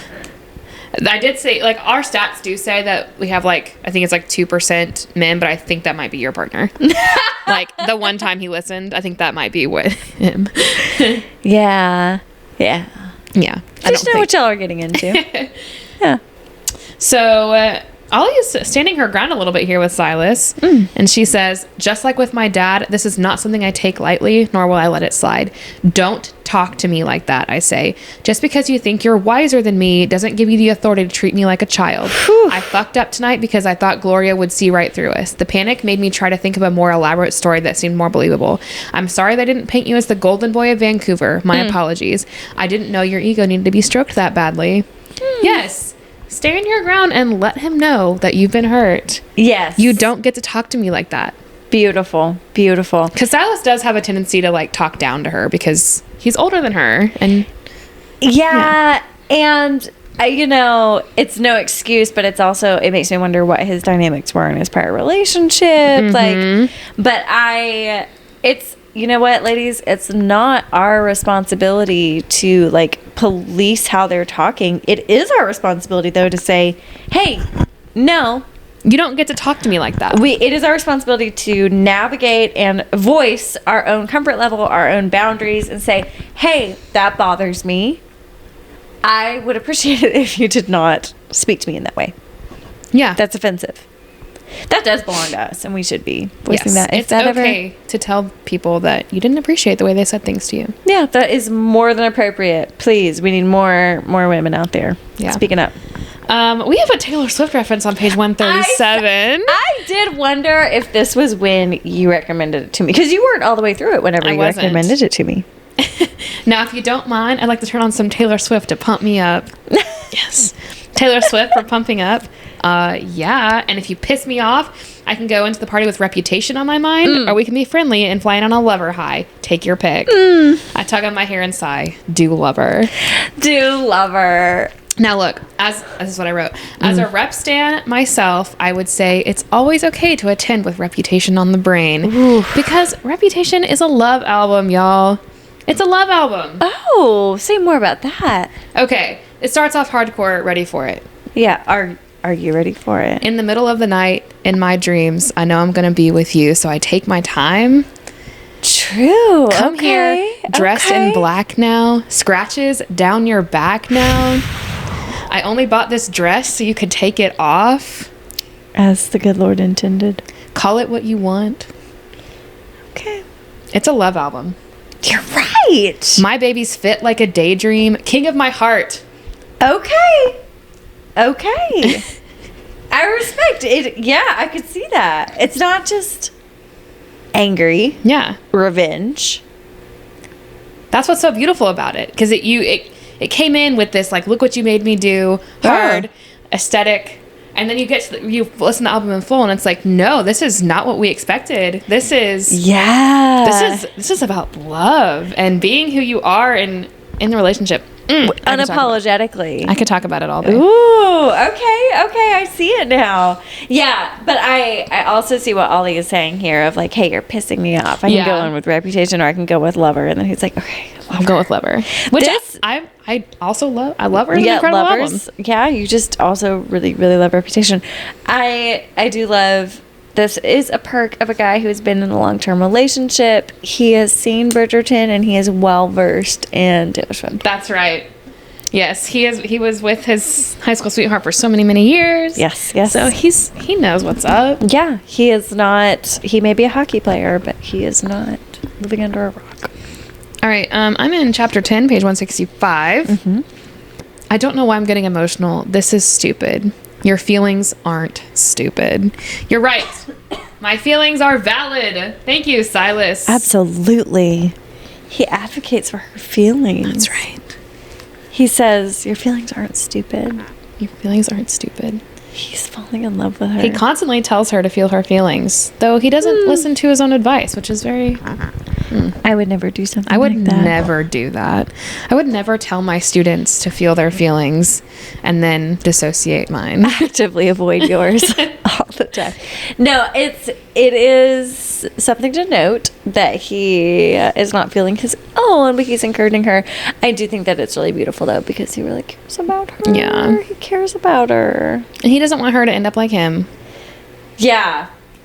And he there's this nurturing. Yeah. I mean, her and her little mini backpack. For the love of God. Why? Oh. Why the mini backpack? Can we talk about the mini backpack? I just love that she shows up to his house with her backpack on all the time. It's like, could you look younger, please?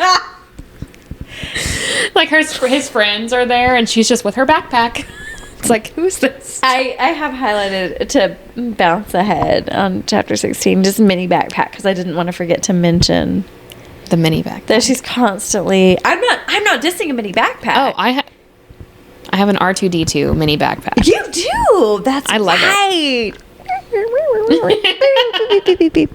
I'm speaking R2D2, but yeah, I mean, I don't think I still have a mini backpack, but I do have regular size backpacks that I carry all the time. So I respect. I just think it's Megan Quinn. You're nailing the juxtaposition. Crop tops and backpacks, and then he's dressed like a grown ass man. Suits, ties. Whew. Yep.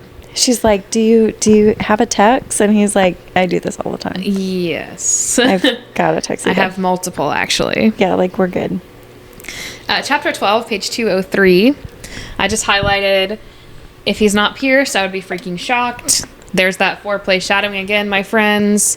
You know where this is going, you all. When we get to the spice... Writing on the wall. Yeah, it's coming. This is a good example of the spice isn't necessarily happening. This isn't necessarily a slow burn.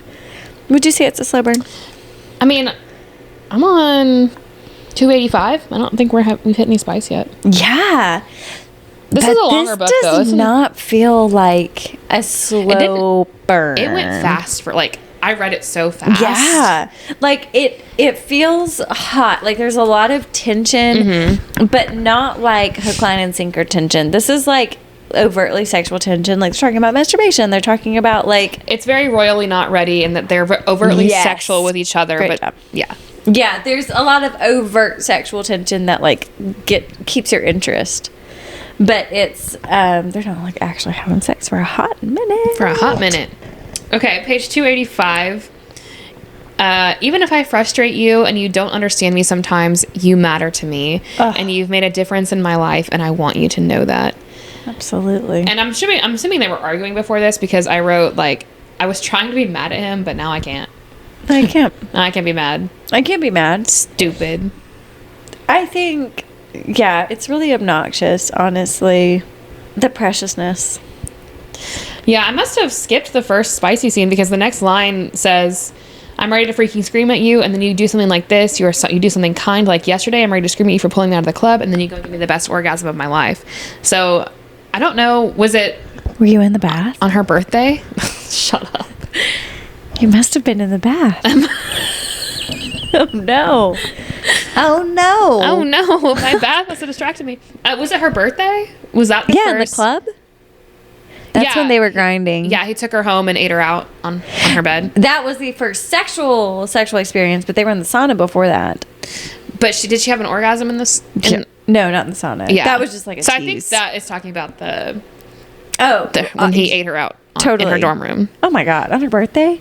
The anger Happy birthday! Yeah, the anger that he felt about her not saying that it was her birthday. Oh, That was fantastic.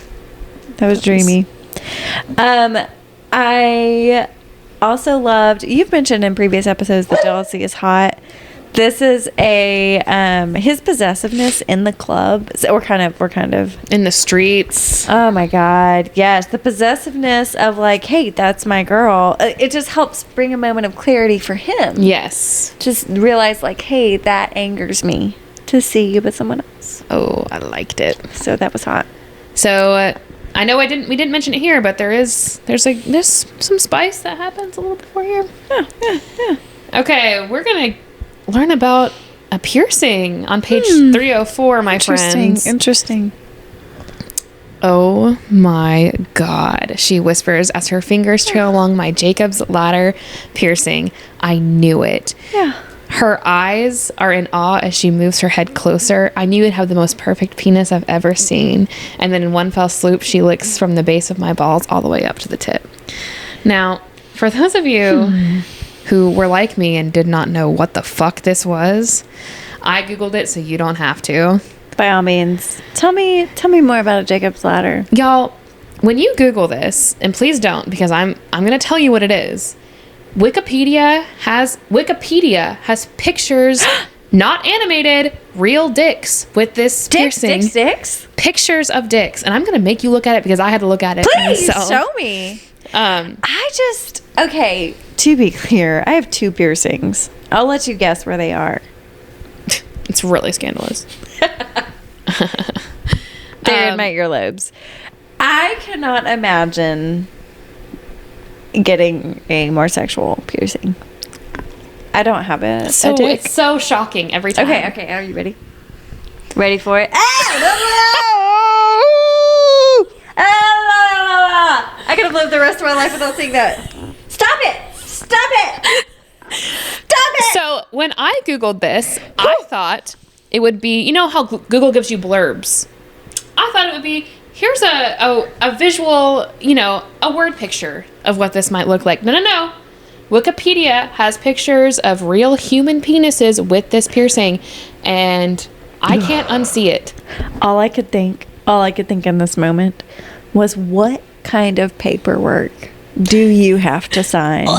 I hate looking at it. As a clinician, all I can think of is, what is the informed consent like? What? That you have to sign to protect, To pull your dick out in a pierce, in a tattoo to studio. protect the piercer, Right. who's doing this, from the liability that could ensue if this is done like one nerve over. Is this for his pleasure? Is this for his partner's pleasure? For her. Yeah. I mean, Ollie likes it. yeah, she does. I mean, knowing what I know, I imagine that, yeah, okay. Sure. However, Okay. but it's on the front. No, it's not. Yeah. It's this way, not this way. No, it is. No, okay. So, but okay, the placement so let me describe. No, it would be. No, that would be right because it's on the top. It's on the top of. I don't We're think talking so. about the G spot, friends. We are talking. Well, I know where the G spot. Obviously, I know where it is. Do you? Yes, but the piercing's on the bottom of. That's true. Yeah. So backwards. You have to do it's backwards. also called a frenulum piercing, and if you don't know, for those of you who don't know, sex ed. Is this sex ed? It's anatomy. Human anatomy. You're right. So, the penis has multiple parts. The top of the penis is called the head, and that's Sure. the part that's the thickest at the top. It's like a little mushroom. Cap. On the underside of the head of the penis is like a little divot in the skin that's called Yes. the frenulum. It's Yes. very sensitive. Men typically like it when you touch them there. Men enjoy Do with that. that information what you will. Yes. Jacob's ladder piercing has 2 like studs on either side of that frenulum, that little divot. So it's on the underside of the dick, which means that when it's inserted into a, however, from behind. That's what I'm saying. I'm saying doggy style. Yes, that makes sense. But why don't they just flip it around? Maybe that wouldn't be. I don't know. Maybe it increases his pleasure too. Could be. So that is a Jacob's ladder piercing. If you want to scar yourself for life, you can look it up on Wikipedia and see a real penis with that piercing. But I would not recommend it because it's not cute. It's not. Good job, Megan Quinn. We respect. Yeah, you made me look that up. Wow. I didn't know. I didn't know. Now we can't ever unknow that. That is early in our lives. We can never. We'll live the rest of our lives knowing that. That is in my brain forever. Yeah, that image. And it wasn't even like a very big dick. Is it local anesthesia? No, it wasn't a very big dick. I didn't look that much into it. I'm concerned. I think paperwork and what's the anesthesia process like? I just can't imagine. That's no. I have questions. Many questions. I have questions that I shan't be Googling. Not for me. So, yeah. His dick is pierced. Which we knew because she mentioned it about 4 times. Sure did. With that foreplay shadowing. Foreplay shadowing. But yeah, okay. I do think that we should mention. Oh, yep. Here I'm at Jacob's ladder piercing. Okay. Quickly. Not quickly necessarily, but sauna. Oh, the sauna scene. Well, the sauna scene. Oh my God. But what do we think about having sex on a sauna? Have you ever been in a sauna? I've been in a sauna, yes. What were your thoughts? I like saunas. I like to be warm. I like saunas because they're not steam rooms. I don't like because you can't breathe. Yeah, same. I like saunas because you can breathe and it's really warm. It's toasty. Yes. It's cozy. However, like a hot car. I love a hot car. I don't want to fuck in a sauna. It's so hot. That's what I'm saying. I think I don't want to be touched in a sauna. I'm already sweating. It's just like, can you not put more body heat near me? Yeah. It was a bold move for all. I do think the hot thing about a sauna is that you would already be close to not being clothed. So, or being unclothed completely. I see the appeal. But if you've, I plugged it earlier today. They did not sponsor the show, but I have recently joined the cult of Hotworks, for better or for worse. And I cannot imagine having any additional movement. Nope. It's too hot. Of a sexual nature in that space. Mm-mm. So, more power to Ollie and Silas. Yes. Later on down this page, I just highlighted her mouth is sinful, her hands are immoral. And yes, that is how I would love to be described. I think, yeah. My hands are immoral. It feels like a Taylor Swift lyric. Yeah. I know heaven's a thing. I go there when you touch me, honey. It is a Taylor Swift lyric. Yeah. Okay. Yeah, Megan Quinn writes some excellent smut. She sure knows does. Exactly what she's doing. You know this podcast, we don't go into super major detail with the sex scenes. Sometimes we will do a dramatic reading if it feels right. We're not against it. Yeah. But just know that even though we are not reading these scenes, we leave that for y'all's imagination. There is such good smut in this book, y'all. There's a lot of sex in this book. There's a lot of sex. There's a lot of... I mean, they're both so happy. Mm-hmm. They're both enjoying it so much. They love to go down on each other so much. Yes. And look up grinning like a devil. That's right. It is... I don't know. It's really beautiful. It is. They're happy. Chapter 20, page 341. Breakfast first, then I'll fuck you. And that is the correct order of events. Breakfast first, then I'll fuck you. Yeah. And Royally Not Ready, we came across this where we were having like 4 orgasms before breakfast. Sure. I took issue with that. Yeah. All my blood sugar girlies, where are you at? Yeah. Because I appreciate at a couple of points in the dorm room whenever there's coffee and breakfast before they have sex. Yes. I am not over here trying to, like, when I just wake up, I haven't eaten in 8 hours. I need to have a snack. And then maybe. Then maybe we can talk about it. Yeah. That's if I don't feel gross after eating whatever I've eaten. It has to be, like, light enough. Yeah. A little yogurt. The conditions have to be just right. And then I'm all in. I'm all in. Adorable. What page you on? Page 343. Beautiful. So I have a lot of things I want to do with you. Like what, I ask. Well, first of all, I want to try my vibrator on you. I also have this cock ring that I've been eyeing and I want to strap you in. Also, how do you feel about some light bondage? And I said, well, at least she's asking, right? This escalates. This is informed consent. This escalates so quickly. Also, this is informed consent. Also, this is, they're discussing it up front in English words. That's right. I don't know that I could say the words cock ring with a straight face to someone I haven't known for that long. Cock ring is just a silly word. Well, 2 words. 2 words. And, oh my God. It's silly. It's silly. It's going to make you giggle. It's going to make you giggle. Yeah. Page 356, chapter 21. Mm-hmm. His strong hand slides up my stomach, over my breasts, up to my neck where he grips me. And I wrote, this sounds like light choking. It sure do. For those of you who are into it. Later on down the page, the veins in his neck protrude, his muscular pecs bounce, and his grip grows tighter around my neck. This is definitely choking. We were unsure at first, and then it progressed into 100% choking. So if you're into choking, there's choking in this book, y'all. There really is. There really is. If you're not, you can glance over it, but it should be noted that there is. And he's not cutting off her air supply, to be clear. She can fully talk. Yeah. They talk during this scene. And there's a lot of conversation about it beforehand. Y'all, before you're trying anything new sexually, talk about it. Talk about it with English words if you speak it. Yes. Talk about it. Or if you say something in the moment, like if you ask your partner to choke you in the moment, whatever, that's fine. And then after, maybe have a conversation. Said, hey, you asked me to do this. I'm happy to do it. Let's have a conversation, though. Yeah. Oh, let's talk about it. It's really important that we talk about what we're feeling and thinking because sex is really vulnerable and we want everybody to feel safe. But we understand that sometimes pleasure isn't necessarily like textbook safe. Is that safe to say? Yeah. Sure. I mean, I don't want someone's hands around my throat in any other situation besides in a, controlled bedroom environment.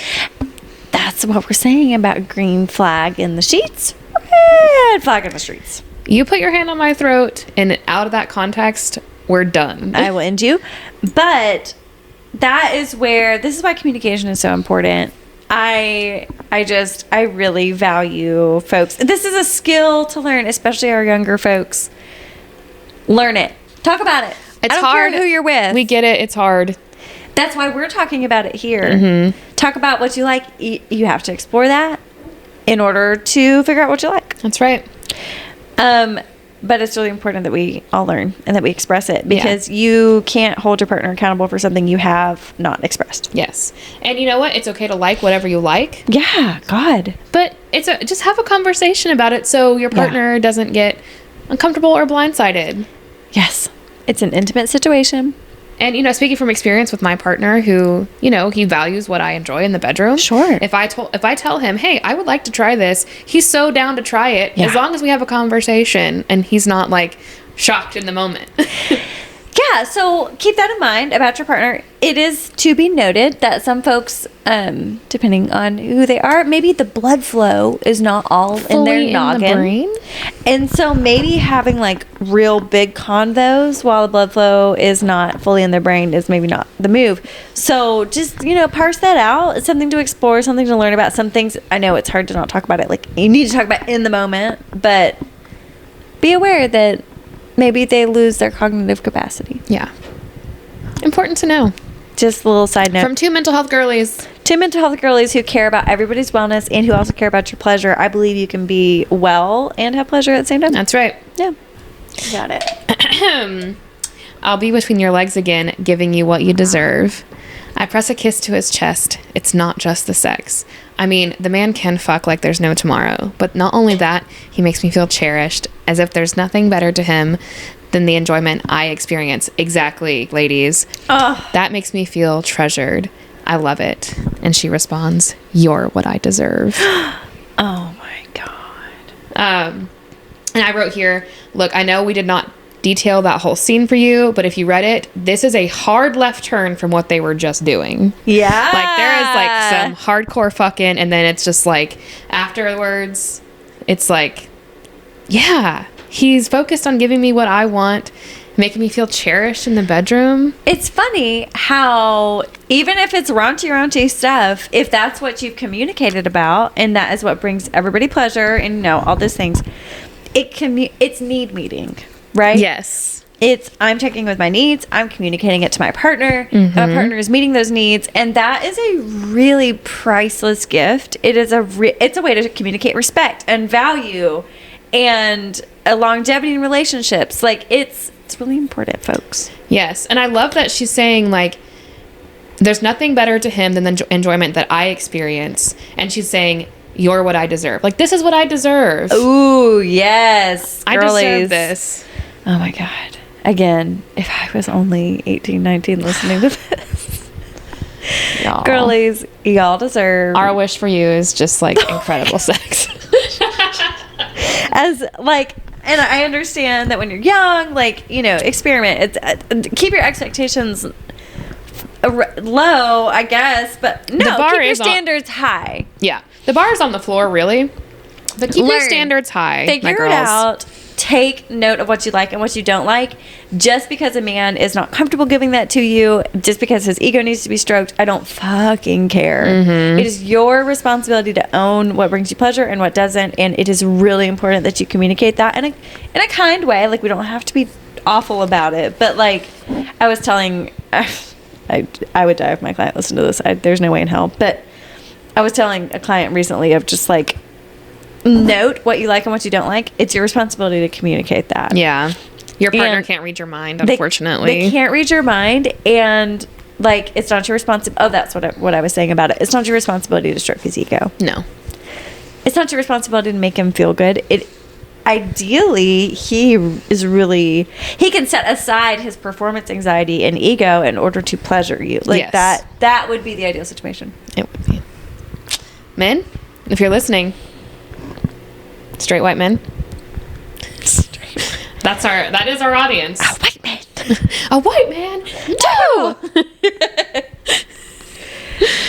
Yeah. Yeah, I know there's no men listening to this podcast. That's okay.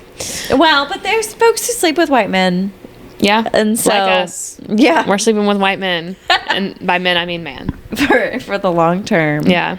Yeah, it is. There's a lot of social things that go into our sex lives. And yeah, y'all, communicate with your partner. That's all we're saying. That's right. All right, chapter 23, page 376. Beautiful. He nips at my neck, pulling the skin between his teeth and making his mark. I let him because I wear his markings with pride. My God. How do you feel about hickeys? Ooh. I don't have enough scarves for hickeys. I do have a few. I'm not anti-hickey. Oh, I didn't highlight the pickle thing. I'm sorry. Oh my God, thank goodness. Yeah, I have ADHD.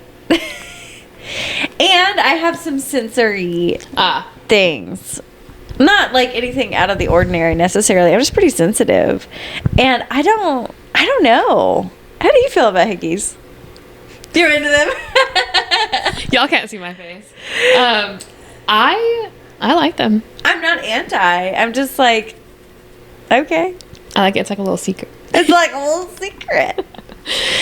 That is beautiful. Yeah. So, in the 2010s, scarves were very, very popular. They sure were. There are a lot of hickeys going around. Yeah.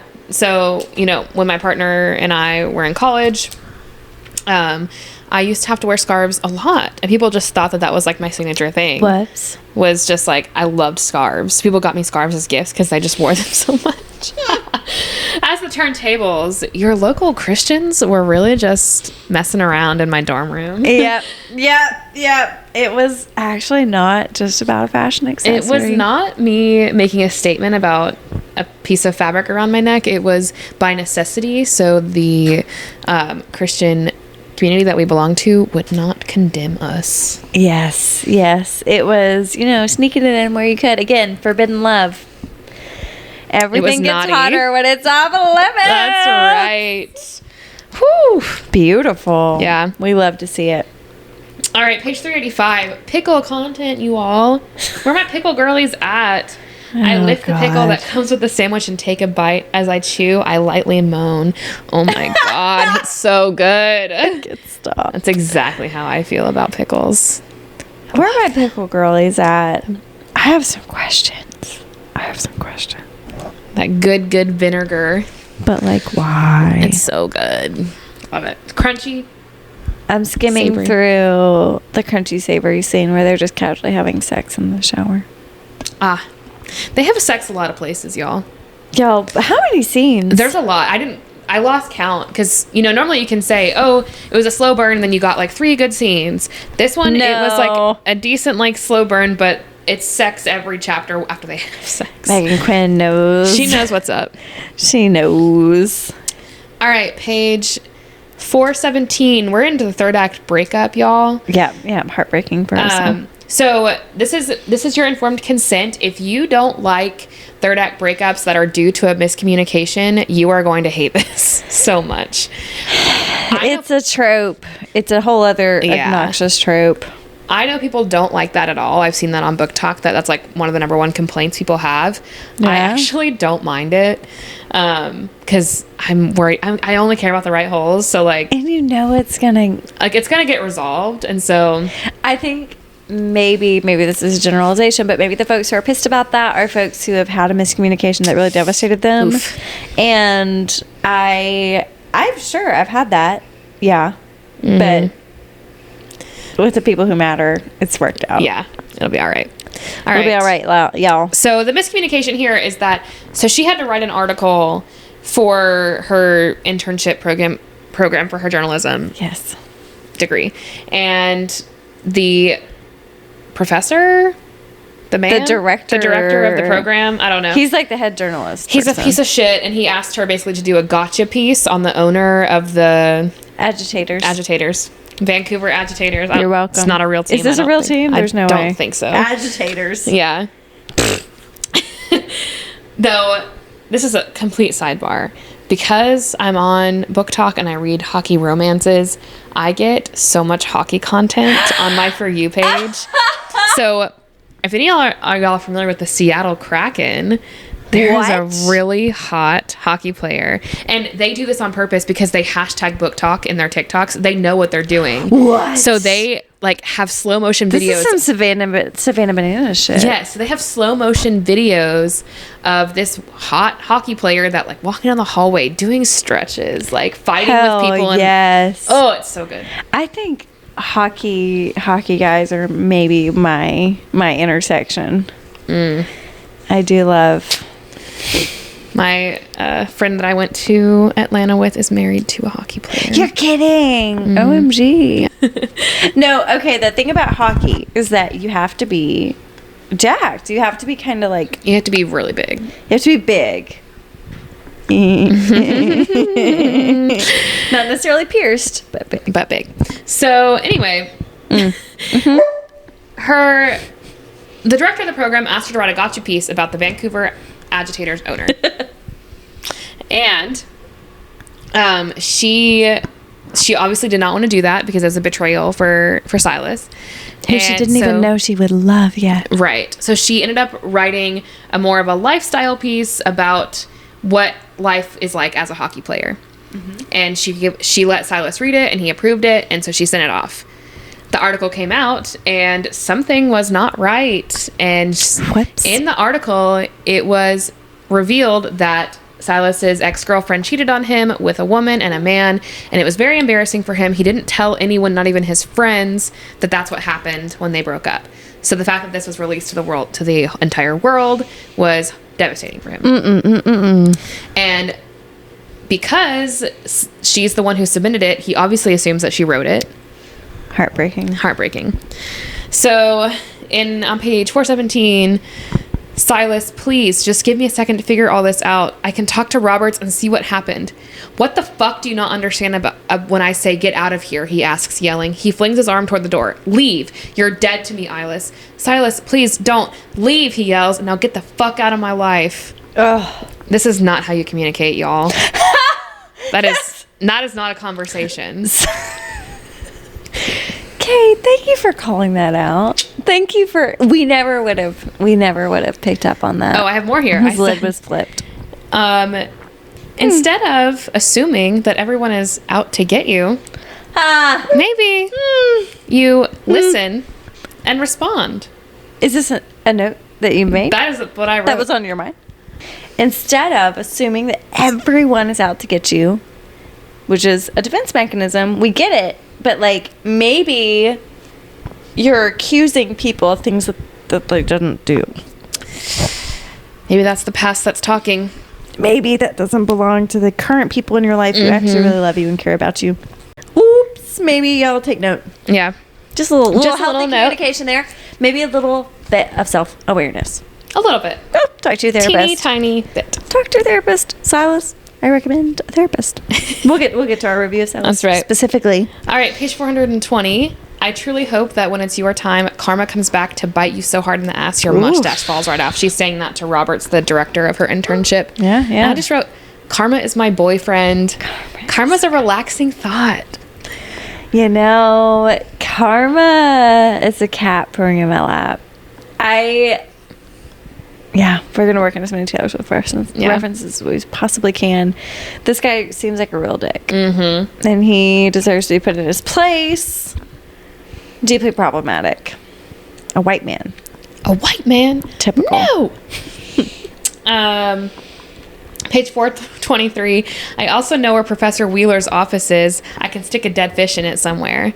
And I just wrote, fish revenge was also one of our grad school friends' means of revenge. Yes! She often threatened to put fish in people's mailboxes. in a mailbox. Is this? Well, they're in Vancouver. Is this like a niche thing that New England, Canadian folks are knowledgeable of? Great Lakes area, y'all. Please chime inform us. Do y'all put fish in people's mailboxes? Because let me tell you, our sweet friend, we don't put fish in people's mailbox. We'll pray for you. We'll pray for you. Bless your heart. We'll talk shit about you at church in front of the Lord. To be clear, there's plenty of fish down here. Maybe it's just too hot and humid.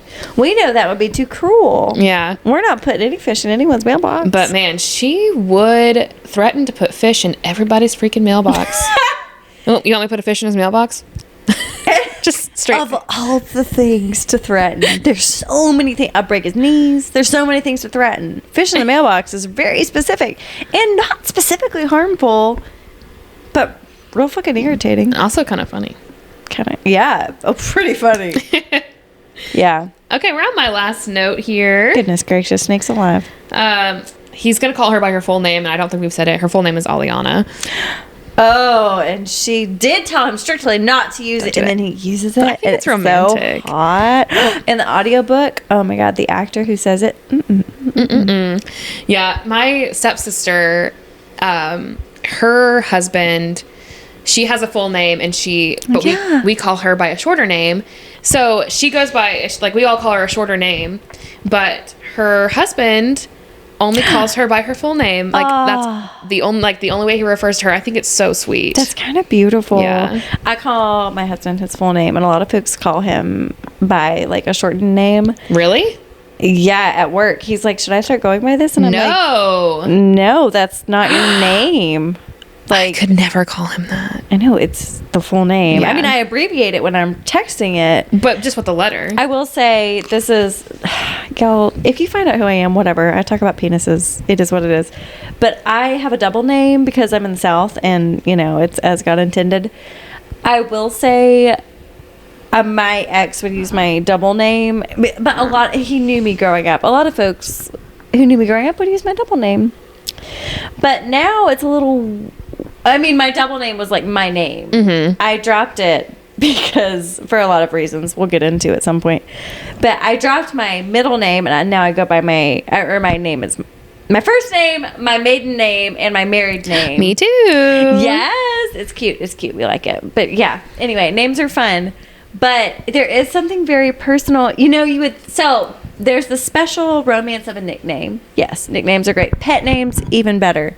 But there is something about like using your full name that is also kind of hot. Yeah. It's something about like the exclusion. Like, this is like just a name that you call me. Yeah, this is like just us. Yeah. It's really sweet. It is beautiful. And Aliana is a lovely name. Yes. In this book. Okay, he says, I'm sorry, Aliana. Hearing my full name nearly rips me apart. I'm so fucking sorry. I should have given you a chance to talk to me, to tell me your truth, but I was so caught up in the hurt from Sarah, seeing it be repeated, and that I said things to you I never should have said. Damn straight. And we're going to quote Taylor Swift again. We love to womansplain to men how to apologize. Apologize to a woman.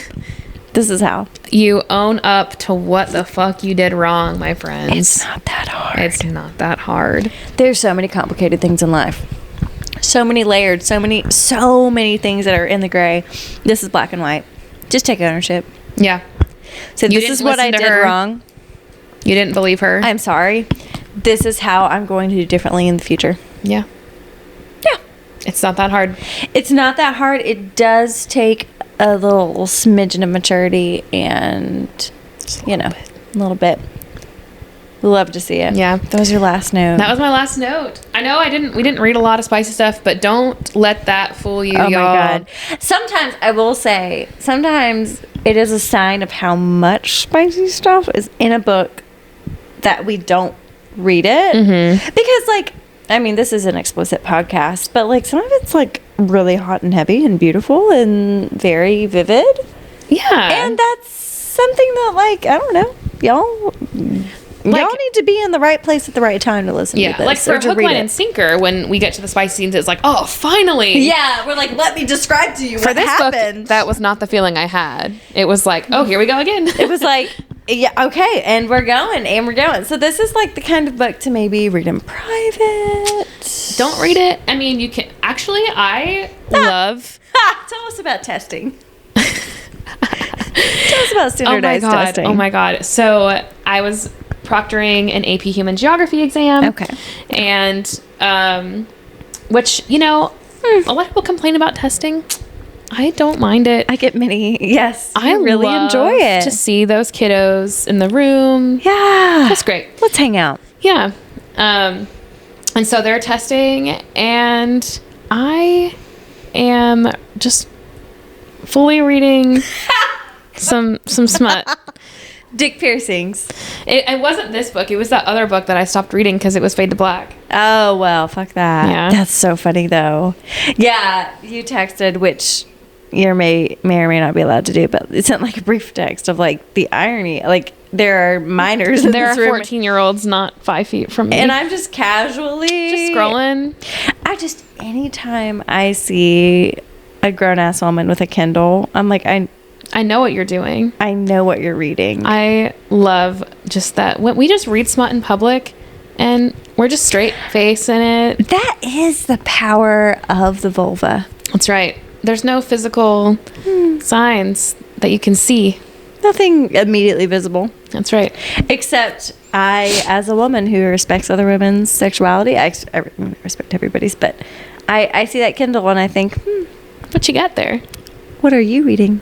Look at that cute little cartoon cover. I'd like to know. What are your targeted ads on your Kindle? Because mine are harem romances. Harem romances. A Nanny for the Neighbors. I think, what the fuck? Is that another Lily Gold? Yeah. It's cute though. I'm like, anyway, I have a cover on mine. It's cute, but and my partner is supportive of all the things. But sometimes I'm like, what would people say? What would people say if they saw my targeted ads? Who cares? They would say that I'm a sex positive bitch. That's right. Also, all of that to say, Ollie and Silas do end up together. Yes. Yes, they end up together happily ever after and deeply sexually fulfilled. That's right. In their sauna. All right, we're gonna break down a little bit our characters. So our hero, we have two. If you're new here, we've got two rating systems that we use. We call them sheets and streets. The sheets in the street. Our nail tech was really he became ours. Our My nail tech. hands were not touched. He thought that was incredible, and it is. I mean, he guffawed. Also, there was a tip writing on it. So, but no, I think we're funny. Yes. Obviously, we have a fucking podcast. Streets and sheets. Streets and sheets. So we rate this man on how he is in the streets, like as a real human being. Do we like this man? In the sheets? Oh God. It's usually we like this man. We would not be reviewing this if we didn't. Okay, so Silas in the streets. Well, in the sheets. Okay, well, you're asking in the streets. Okay, though. we'll do the sheets first because we know the answer. In the sheets, 5 out of 5, baby. although I don't know, I haven't piercing is weird experienced to the me. dick piercing, but like that's a side note. Honestly, with everything else that we're rolling with him, sheets wise, I would trust the dick piercing. I would trust it. I would trust it because I trust him. I'm into the choking. I'm into the shower situation. God. Shower head. I'm into he's on track. Yeah. Yeah, y'all. He's 5 out of 5 in the sheets, y'all. He's 5 out of 5 in the sheets, mostly also because he's a Lego man. Plug for Lego men everywhere. I love you. In my brain, he looks different, but Y'all, edit at will. yes, Edit whatever, at will. whatever does it for you. Whatever does it for y'all. If y'all like blonde and square. Silas y'all. is blonde and square. Yeah, Silas is definitely blonde and square. In the streets. My boy, you need to go to therapy. But not in like an irreparable kind of way. No. He has an excellent support system. He's a grown-ass man. He has made it through a devastating breakup. He is... I'm not saying fake dating is cause for needing like to work through deeply seated problems. I think fake dating is a trope only used in books. I don't know that fake dating is real ever in real life. Yeah, I can't imagine a situation where that would be real. And But if it were, if that's you, please tell us. oh my God, do people actually fake date? I don't know. Maybe that's just our repressed sexual experience that we haven't seen people fake dating. Maybe. It does make me think, like, if I would have fake dated, what message would that have sent? I don't know. I'm interested. I'm very interested. Okay, what do you... I don't... in the streets, I do love his confidence. Yeah. I love that his he's- career. I love that he's a grown-ass man. He's a grown-ass man. He has been in a long-term committed relationship for a long time. Even when things weren't going so hot, he took He ownership. stuck around, yeah. He took ownership. He said, I'm going to take ownership of what belongs to me here, and I'm going to do something about it. I respect that. Maybe like a 4. Yeah, I Four would say in a the 4. streets. A 4, and you go work through some stuff. Being cheated on is terrible. Recent heartbreak. I think that is tricky. Anytime there's a recent heartbreak, he just needs to work through some of that. And that's not necessarily our girl Ollie's responsibility. Right. Not that he necessarily made it that, but Yeah. So, a 4 in the streets, a 5 in the sheets. It's we're pretty good. dealing with y'all, in terms of our prior ratings, we're dealing with a pretty solid hero here. He's not Brendan, but he's close. I mean, they have more sex. That's true. They have more sex in this book than Brendan. We can't usurp Brendan's role as our king. Brendan is our man. He's our man. I don't know. I mean, Just because we didn't read about it doesn't mean they weren't having more sex. In my mind, the fake people in the book. can you tell we read a lot? Yeah. We get deeply invested in our fictional characters' very world. important to me. Just because we didn't read about it in their fictional world doesn't mean it didn't happen. That's right. It's a good point. It's an excellent point that I cannot debate. All right, our heroine, Ollie. Ali, for 21, For 21, she's an empowered she's woman. a ball buster, That's as right. Silas said. Silas, yeah, that's what he said. A fucking insolent woman. A fucking insolent woman. That is, in case y'all are curious, that is a high compliment. When Yes, we're saying you're a we mean fucking that insolent woman, in the best way. we're saying you're a feminist. You speak up for what you need and what you want, and you know, you're on it.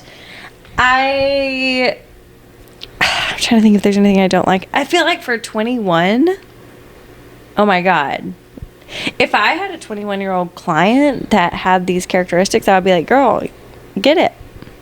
Yeah. I agree. Advocate. If Speak up for your wants and I needs. wish I was like this at 21. This is like a 21-year-old written by a grown woman. Yeah. Who's like, this is what like, I I want wish- 21-year-olds to read. I wish 21-year-olds could feel this way. Be strong. Be smart. Be bold. Stand up for yourself. Stand up for yourself. Be courageous. You are worth it.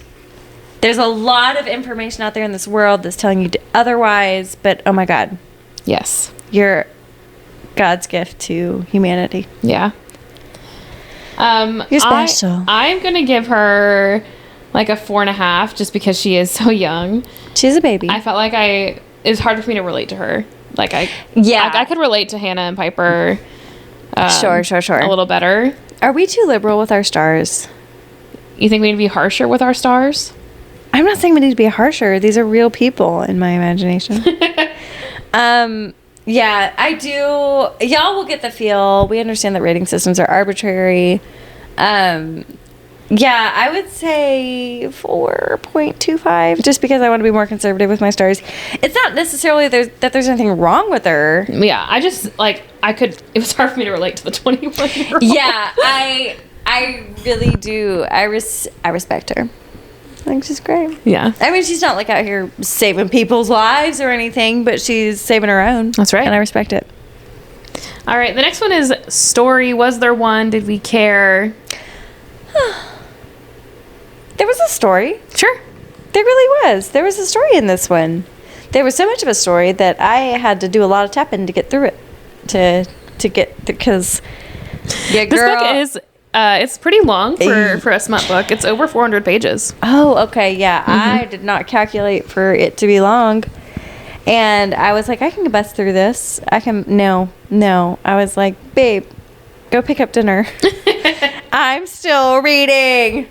I do think that there was more story, though, similar to Allie Hazelwood. I think she's the one who wrote the novella. Anyway, whenever there's books where there's content about other books, like it's tying threads, like we're building some characters across a series, I respect that.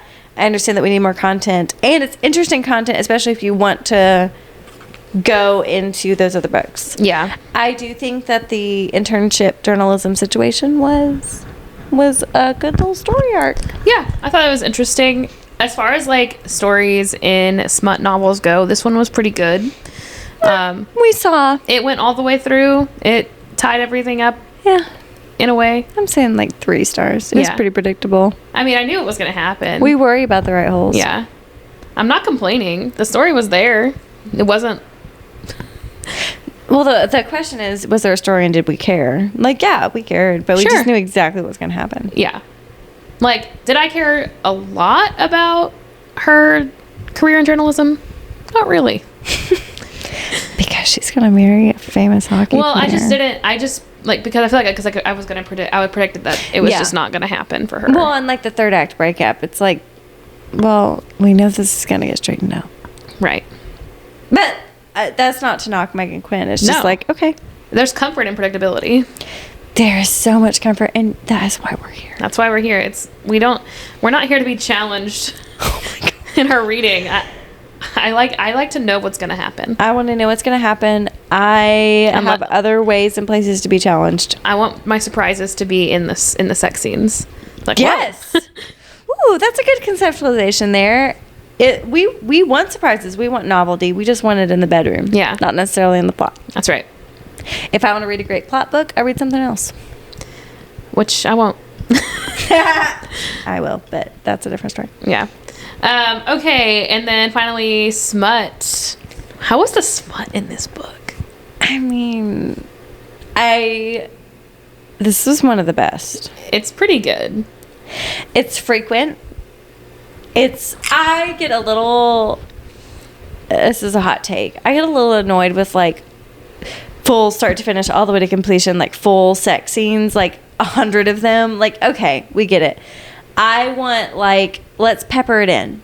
Let's pepper in like beginning, middle, end, full scenes. Like I want variety. Does that make sense? Yeah, I also like. I love a full like start to finish scene. I want several like of 2 or those. 3 of Yes. like really good those. But I also want like I don't know, like a quick Yeah. 3-page. Hop in the shower together. Yeah. Hop in the sauna. Throw her on the counter real Yeah, quick. exactly. That's what Yeah. I'm saying. Like, give me some little peppering in. That's fun. Yeah. That's important. Yeah, so I think this is probably, I mean, it's like probably a 5. I would say 5. I'm That's- trying to think what else we gave a 5.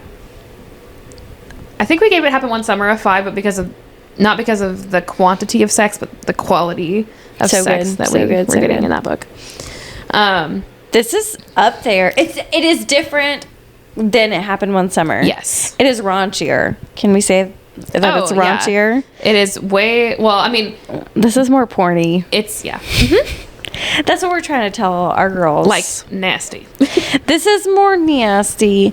But not in like a Oh, no, not in a bad way. no, we're not saying this in a bad way. It's still written for the girlies. Yes, it's still written for women. It's just it's hot. It's Mm-hmm. not like you know how when you're like reading a scene and you're like filling some stuff in with your imagination.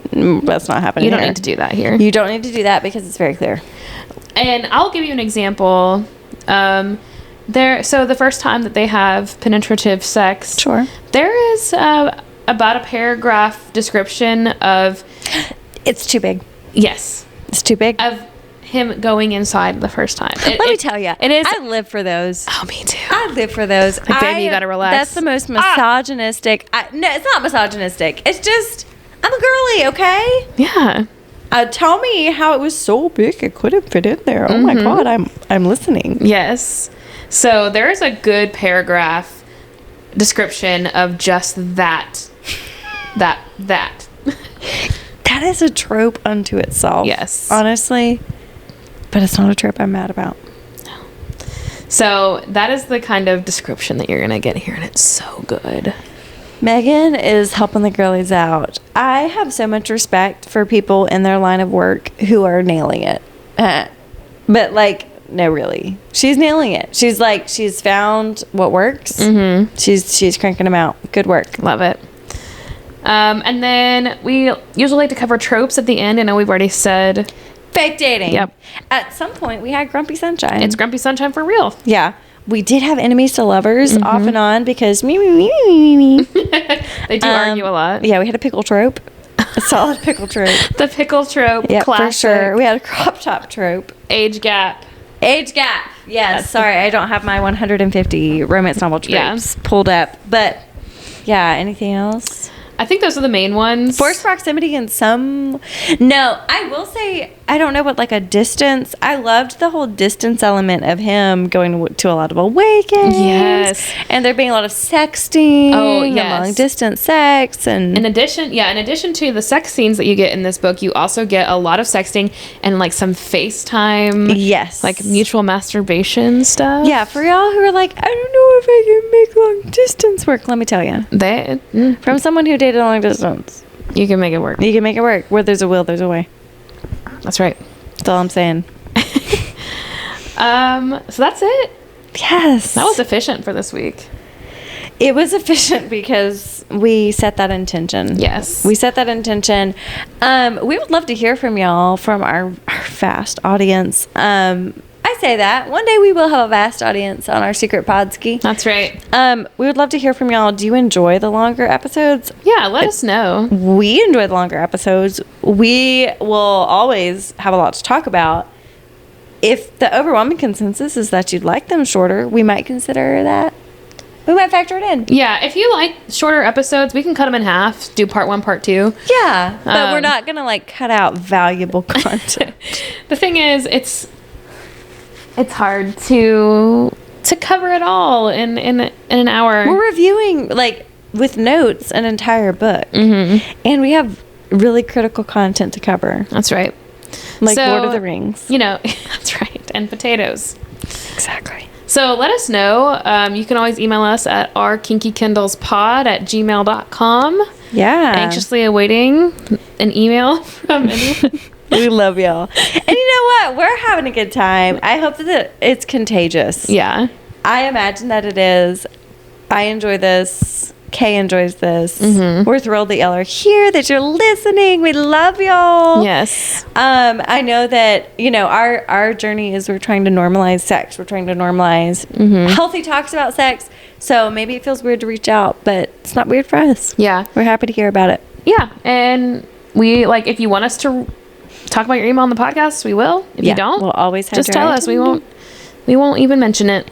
Yeah, confidentiality is important. Yeah.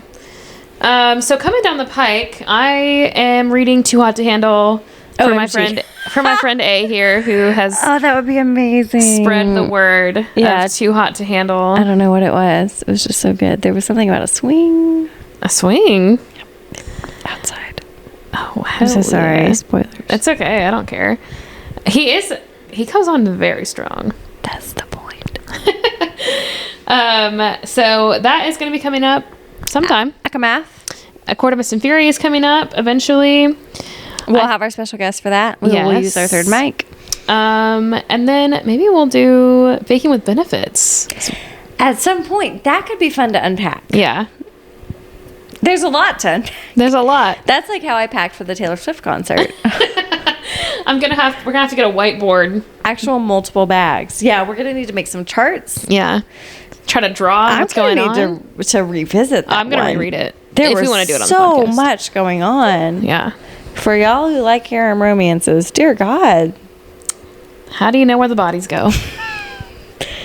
We are worrying about the right holes. We just have questions. I just have questions about what hole is where.